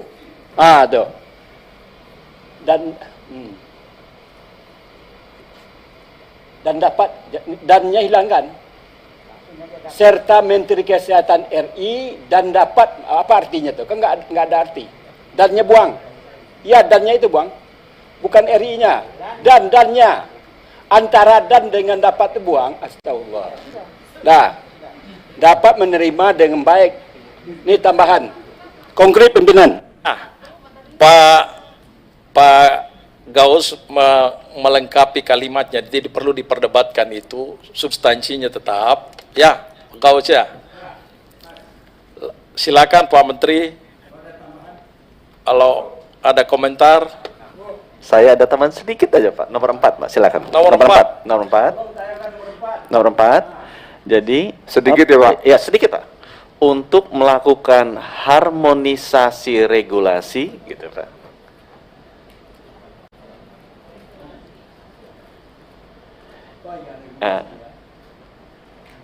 Dannya dihilangkan Pak. Harmonisasi regulasi, strategi, koma, Dan ibu lagi, bukan? ya, sama Pak, strategi, koma, implementasi, dan anggaran kesehatan Pak. Anggaran kesehatan, sama hanya dirubah aja urutannya Pak, anggaran kesehatan. Itu aja Pak.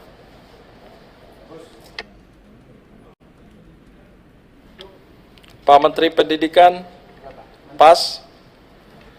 Yang ibu lagi tadi nggak dimasukkan kesimpulannya, Pak ya? Ibu belum komentar?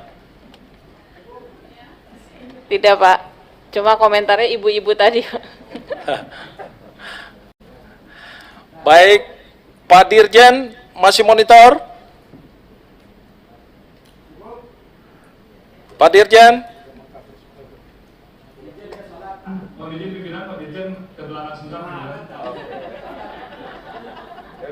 Belet Pak. Kalau begitu nanti kita jumpa di sesi berikut. Karena kita sudah langgar sedikit.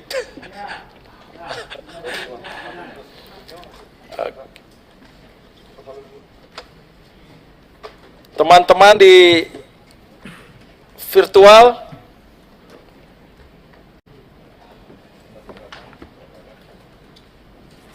ada komentar? Kalau tidak ada, dengan mengucapkan Bismillahirrahmanirrahim, saya sahkan kesimpulan rapat Pansus dengan Menteri Pendidikan dan Kebudayaan, Menteri Kesehatan hari ini.